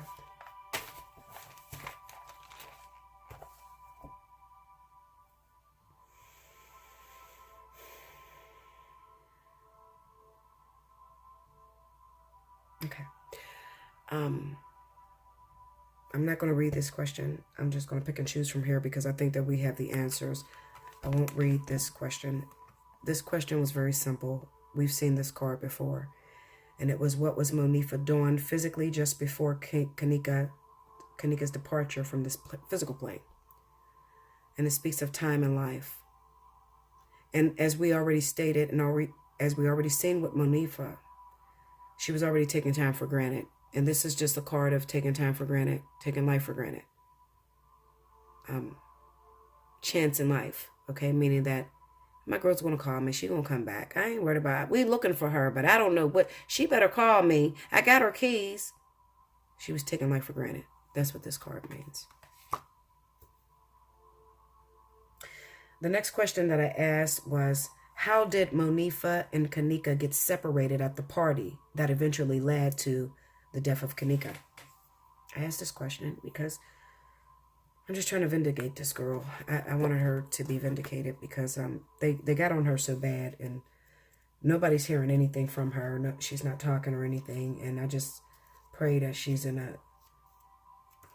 I just pray that Kenneka just is comforting her best friend at this time, because that's a hard thing to deal with. All right, and the card is card number 5. This is how they got separated, okay? Card number 5. Flights of fancy, leap of faith, taking the next step. As you can see, there's a ship. Everything's whimsical. Flights of fancy, leap of faith, and taking the next step. 20 years from now, you will be more disappointed by the things you didn't do than by the ones you did do. So throw off the bowlines, sail away from the safe harbor. Catch the trade winds in your sails. Explore, dream, discover. If you take that leap of faith, oh, the places you could go. But you'll never know until you try. We can dream and hope and take that leap, but there are risks involved. Nevertheless, we do not have to be a terror fool innocently leaping from a cliff. We can instead assess the scenario, the dangers, and prepare. We can train or educate ourselves, become informed, take precautions, and increase our chances of success. Okay? So I feel like at this point, Monifa began to mingle around, okay, and begin to see and get in other people's business, try to find out, are we okay? What's going on? And there could have been little arguments that popped off, and she could have just been trying to be netty, moving up into the crowd. And at this time, you got to remember, Kenneka's feeling sick. She's feeling overwhelmed. So she's ready to go. So she just wandered off. I felt from the moment I seen the story, I'm not going to lie to y'all, I felt from the moment, the very first moment, I said she wandered away from her friend, and her friend didn't know where she went. She wandered away from her. Okay? And you're trying to get a story from an intoxicated girl. She was right behind me, of course. What the fuck? I don't know. She's right behind me. You're getting a story from an intoxicated child. The investigation started only a couple hours after this party ended. She's still fucked up. They got hangovers and everything.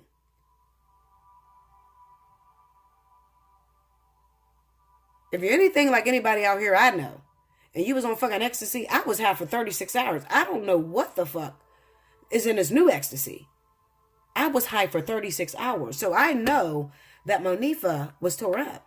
And she is lost. And you are trying to get a story from her. And all she can tell you is she was right behind me.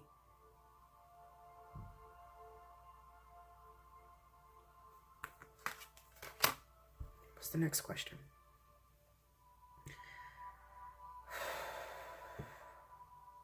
I said, what was Kenneka feeling that made her physically separate from staying by the side of Monifa between the hours of 2:30 a.m. and 3:30 a.m. earthly time? Because there's no such thing as time to spirit. So I have to say earthly time so that they can understand. The card that popped up is card number 32. Memories, lessons learned, choices made. What was Kenneka feeling that made her physically separate from staying by Monifa's side between the hours of 2:30 a.m. and 3:30 a.m. earthly time? What was she feeling that made her walk off? Card number 32. Let's read it. I'm almost at 2 hours, guys. I'm almost done, guys. Memories, lessons learned, choices made. Memory is the diary that we all carry around with us. A woman closes her eyes as she contemplates treasured memories from the past. She releases to the world all the details of her thoughts and her feelings, successes and failures, good times and bad. Remembered moments fly about her as pages from a diary swirl like falling leaves. From an open locket, a golden light streams with images of love's lost but not forgotten. Embracing a favorite doll that remains with her still, she relives all that has been.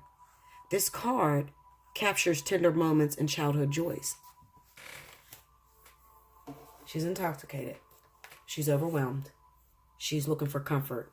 She's looking to lay down. Where's my bed? Where's my mom? Where's my comfort? Where is something that I remember? Who's to say she wasn't looking for Monifa? Because that card could also be that she ran off. Maybe she didn't see her because she couldn't see straight. We already captured in this reading that she had distorted images coming across to her. So she couldn't see clearly. All right? She's staggering. She has already lost contacts with reality. She doesn't know what's going on right now. So she could have been walking off to look for Monifa. She could have got afraid and thought that Monifa left her. She may remember that I drove my mom's car here. Let me get to my mom's car. She could have been on her way to her mom's car and forgot that she didn't have the keys. Okay? Getting inside of the freezer at the moment could have been a memory of getting in her car, her mom's car. You have no fucking idea what was going through this girl's head. All right? Let's go on. This card, I don't like it.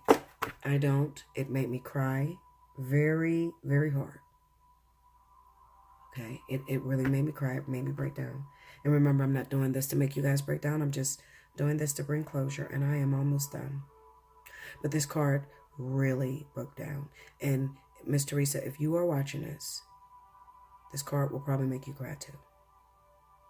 Okay? And I'm sorry, but I'm just trying to get you the closure that you seek. Okay? Just trying to let you know the details of what was happening with your child. All right?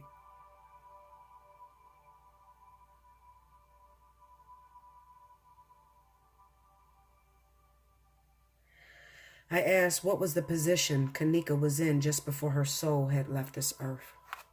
What was the position she was in? This is a sad card. I warned you. What was the position she was in just before her soul left this earth? Card number 18. Card number 18. I just found that just sad, just heart-wrenching, heartbreaking. For every mother that has a child, that is a very sad card. To know right before your child's soul left the body, this is what she was focused on, this is what she was remembering. Being in the arms of her mother, being supported. The name of the card is called Nurturing, Taking Care of Others. When you are a mother, you are never really alone in your thoughts. A mother always has to think twice, once for herself and once for her child. This card may represent the nurturing nature of a mother's embracing her child, a teacher guiding his student, or a master training his apprentice. Right? Because there's two messages that come from this. Two messages. She had images of being with her mom. That's number one. Being in her mother's arms. And the second one, I'm just going to finish reading this and then I'll explain it. Each balances the desire to protect and provide direction to those under his or her care with the need to also allow room for personal growth. We can prepare them, inform them, advise them, but eventually there will come the moment when we will need to resist the impulse to reach out and instead must let them fall. When they rise again of their own accord, we can take comfort in knowing that we taught them well.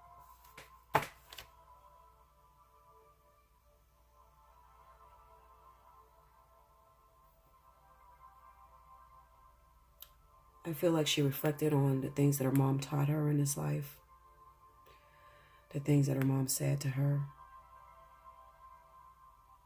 And before her soul left, she did not suffer. This is a very protective stance. Very protective. And it's probably the closest she ever felt to her mom outside of when she was born.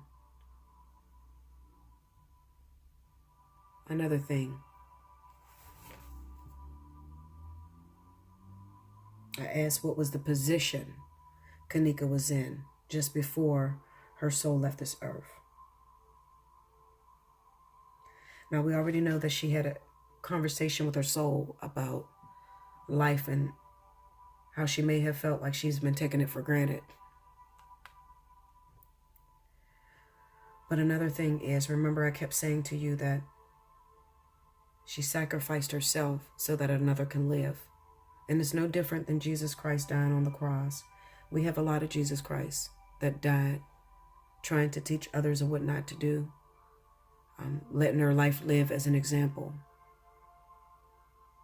And she wanted everybody to know, especially you young teens out there, how making a decision could be your last decision. That's number one. And number two, always heed the advice of your parents, even though it drives you crazy and you think that they're just getting on you and being mean.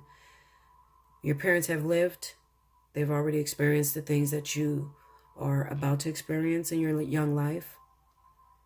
Another thing is, I believe that she wanted to teach you that drugs can be highly dangerous and you can underestimate its power and you can underestimate how much you can take.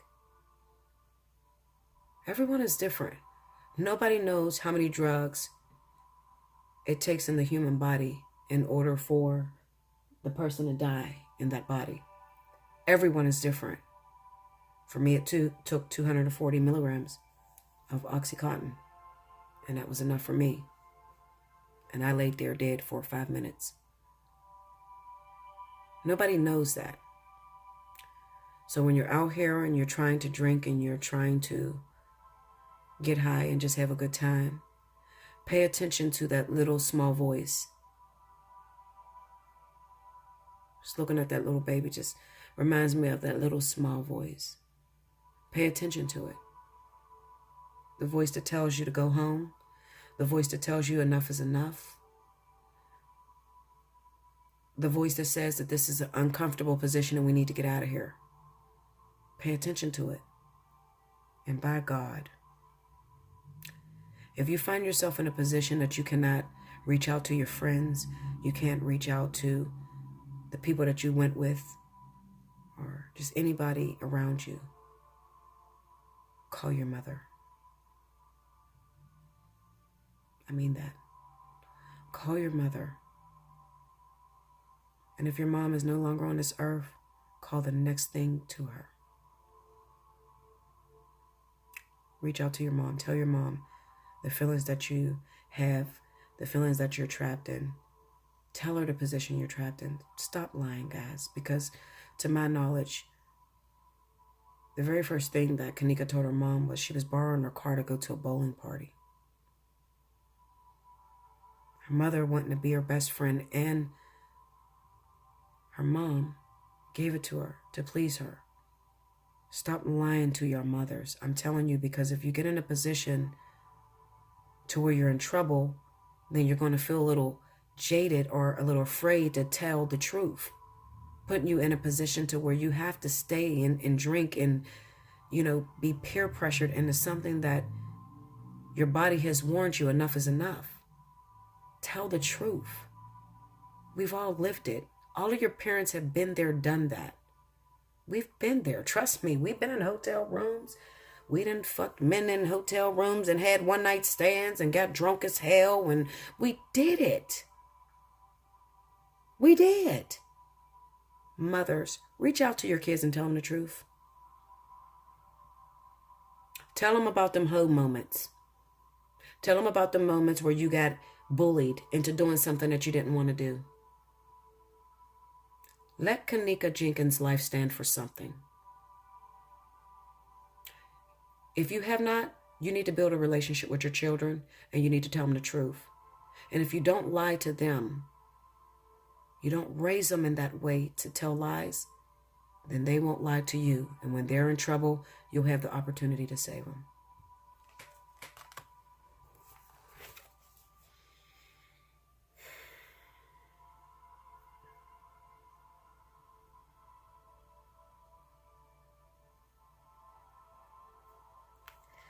I'm not going to go into this either, because I have the answer to this as well. But just in case you need the answer to this, or the question, it said, what was it that truly led to Kenneka's death here on this planet? The card that popped up was relationships, interactions with others. Of course, peer pressure, hanging out with your girlfriends, hanging out with your boyfriends, trying to interact with a crowd is what led to her death. Absolutely. Hanging out with friends is what led to the death. It's not what killed her. It's what led to her death. Okay? And that card is relationships, interaction with others. So you already know what that means. To hang out with others. To get toasty, to drink. To get blasted. That's what led to her death. It was not rape or anything like that. The next question that I asked was, what was the actual cause of death for Kenneka Jenkins? This card, where's that? I don't have it, but it has popped up all the way throughout this whole course. It is card number 29. It is the devil, temptation, lust, resisting willpower. It is actually drugs. This card has repetitiously showed up in this reading all the way through. This is not rape. This is resisting your own willpower, knowing when to say enough is enough, knowing when to stop, trying to stay away from being popular and hanging out with the cool kids, but knowing when enough is enough. I've read it. I'm not going to read it all over again for you guys, but this, the actual cause of death, is overdose. Drugs, alcohol. That is the actual cause of death. Take it which way you want to take it. Of course, you're going to fight with me. Of course, you're going to say something, but guess what? The proof is of the light. I have a 99.9% accuracy rate. In the event that I tell you that something led to something, chances are, especially when I deal with these cards, not my own mind, not a prediction, not a psychic thing, not a mediumship, but just opening my table up, my altar up for spirit to speak, I'm going to get this shit right, whether you like it or not. Temptation, resisting willpower, and I've read it to you. Indulging in the forbidden. It's not sex. We already know there was nobody with her because I've already went through this and I've done reading after reading or question after question, asking was anybody there, and I've read it to you. You seen no one was there.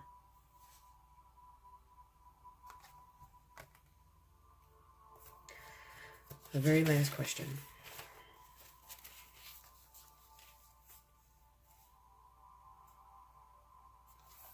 I needed this. You needed this. Her mom needed this. The very last question. And this is it. And when I do this, guys, I want you to stop it. And I mean it. I want you to back off. And I want you to let this mother bury her child. Stop all this bullshit. Of course, there's going to be those of you that try to get fame and publicity and keep giving these notions of what you think happened. All bullshit. Some of y'all are looking for views. Some of y'all are looking for YouTube money. I don't know what the hell you're looking for. You're capitalizing off of somebody's death is what you're doing. All these speculations, and you can do what you do. All right? You can do what you do. I did my part. I did all that I know how to do. This is my contribution. Your contribution may be something different. Your contribution may be sitting there speculating and throwing up a bunch of allegations and talking down on people and calling them murderers and shit that never even murdered somebody. I don't know what your contribution is. This is mine. To find out the truth. I want y'all to leave this shit alone, and I mean it. If you want to help, get that woman some money so that she can have a beautiful funeral. Talk to your children. Start getting closer with your kids. And if you are that child, start telling your mom the truth. Start telling your family the truth. Okay? Absolutely, we all have to watch our friends and watch our enemies. Of course, that will always be in the world. But never underestimate the power of time. Never underestimate or take for granted your life, because it can be taken from you within an instant. That's what you learn from this death. The very last question. I spoke directly to Kenneka. And I said to her, as you took your last breath here on this earth, was it witnessed by any physical human being or being here on the planet? This should sum it all up right here. Was it witnessed? Because if they killed her, if they raped her, then they watch her like take her last breath. It's the last card to pop that, and this is card number 36. The name of this card is Entrapment, Limitations, Restrictions, and Complications. This was an overdose. I told you that. Now, take it which way you want to take it, but I'm going to read this card for you, and I'm going to close this down. Entrapment. See this woman? She got ribbons and ties all around her. She's in a fetal position like an angel, but she's all tied up. Entrapment, limitations, restrictions, and complications. The question was, this was straight to Kenneka. So this is Kenneka speaking, okay? As you took your last breath here on this earth, was it witnessed by any physical human being or being here on the planet? And the card she gave me was entrapment, limitations, restrictions, and complications. And I'm going to read it to you. We have more ability than willpower. Remember what I said. Remember the cause of death. That willpower keeps popping up. And it is often an excuse to ourselves that we imagine that things are impossible. Did you hear that? Let me read it again. We have more ability than willpower. And it is often an excuse to ourselves that we imagine that things are impossible by obstacles, real or imagined, that restrict our wishes and actions, whether by ignorance, self-doubt, or a paralyzing fear. We allow them to control, limit, or imprison us. If we could just summon the strength of will and confront them, we might face them down and ultimately overcome them. In doing so, we are free to fly once more. Now remember, she had a choice. Remember, God visited her when she was in a freezer. And he gave her that glimpse of what would happen in her future. And she was afraid because she thought, or she believed, that it would only turn out how previous lifetimes turned out for her. So that was her fear right there. She was imagining that it was never going to get any better. Her own fear killed her because she could have had another chance. Remember that.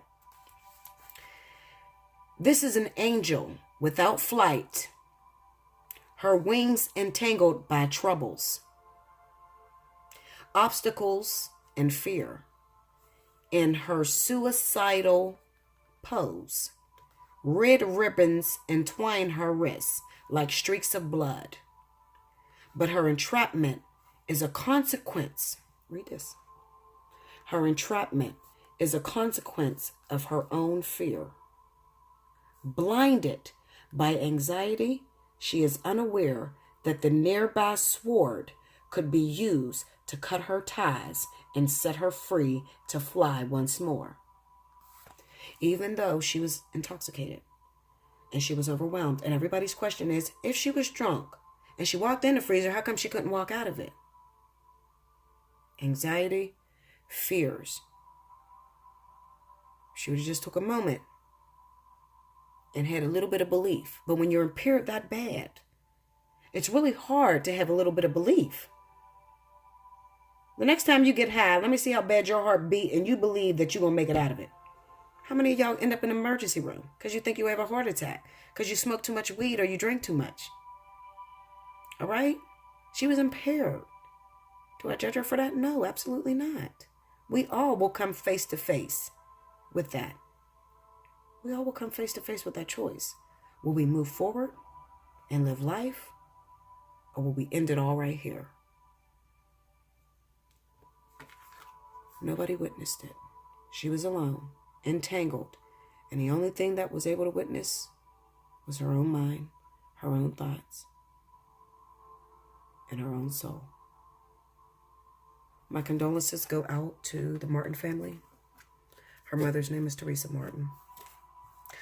I love you so much. I hope that this gave you comfort, and I hope that this closed everything for you. Okay. I used these cards because I didn't want to put my own spin on things. I wanted to be able to give you all something that the world could see, and the world has the ability to hear the same thing that I hear. Okay? Even though we may all get different interpretations of it, I wanted to give you something that everybody could have an opinion on. All right? If I would have used my tarot cards, of course you would have threw me under the bus. I'm not afraid to, because as you know, I am the fly on the wall. I pride myself. I believe in myself and I believe in my gift. But with something so sensitive as this, I felt, and Kenneka Jenkins' higher self felt, that I should use this deck. And I'm going to tell you the truth.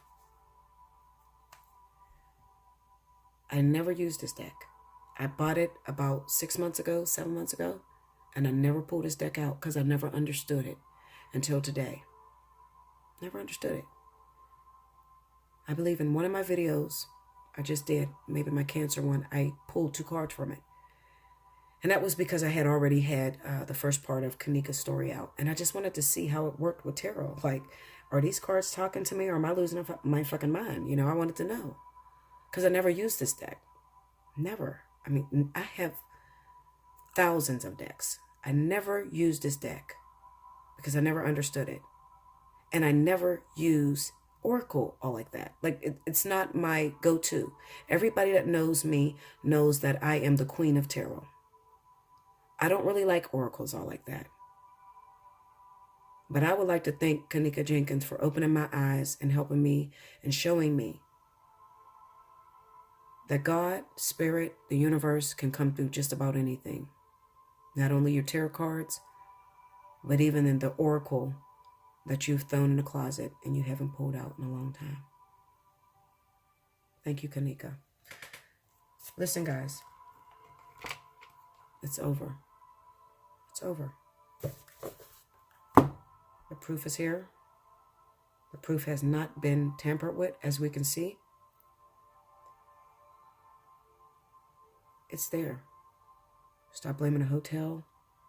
Stop blaming the friends. Stop blaming the family. Stop it. It's over. Let this child rest in peace. Let her life speak to you. Speak to your inner soul so that you can become a better person. Stop using this as a means to hurt others and to put other people down and backlash other people, because she wouldn't want it. As you can see, she wouldn't want it. She came through very clearly and helped us to understand exactly how she felt in her very last moments on this earth. And it's over. I thank you so much. I love you guys. I'm sorry to all the friends that were accused and put down and called all kind of names. I love you. You're beautiful and you mean something to this planet, or you would not be here. You mean something. As long as you know that Kenneka did not hate you or feel threatened in any way or felt like you guys did anything to hurt her, that's what matters. I pray that you guys look at this and watch this video and watch it in its entirety. Because while there needs to be justice for Kenneka, there needs to be justice for every person that was in that room that night. It could have been your daughter. It could have been my daughter. I love you much, guys. I'm signing off and I'm done. And I'm going back to my business and to all of my clients. I will have up the Divine Partnership very soon. Just give me a minute. I love you much. Thank you, everybody.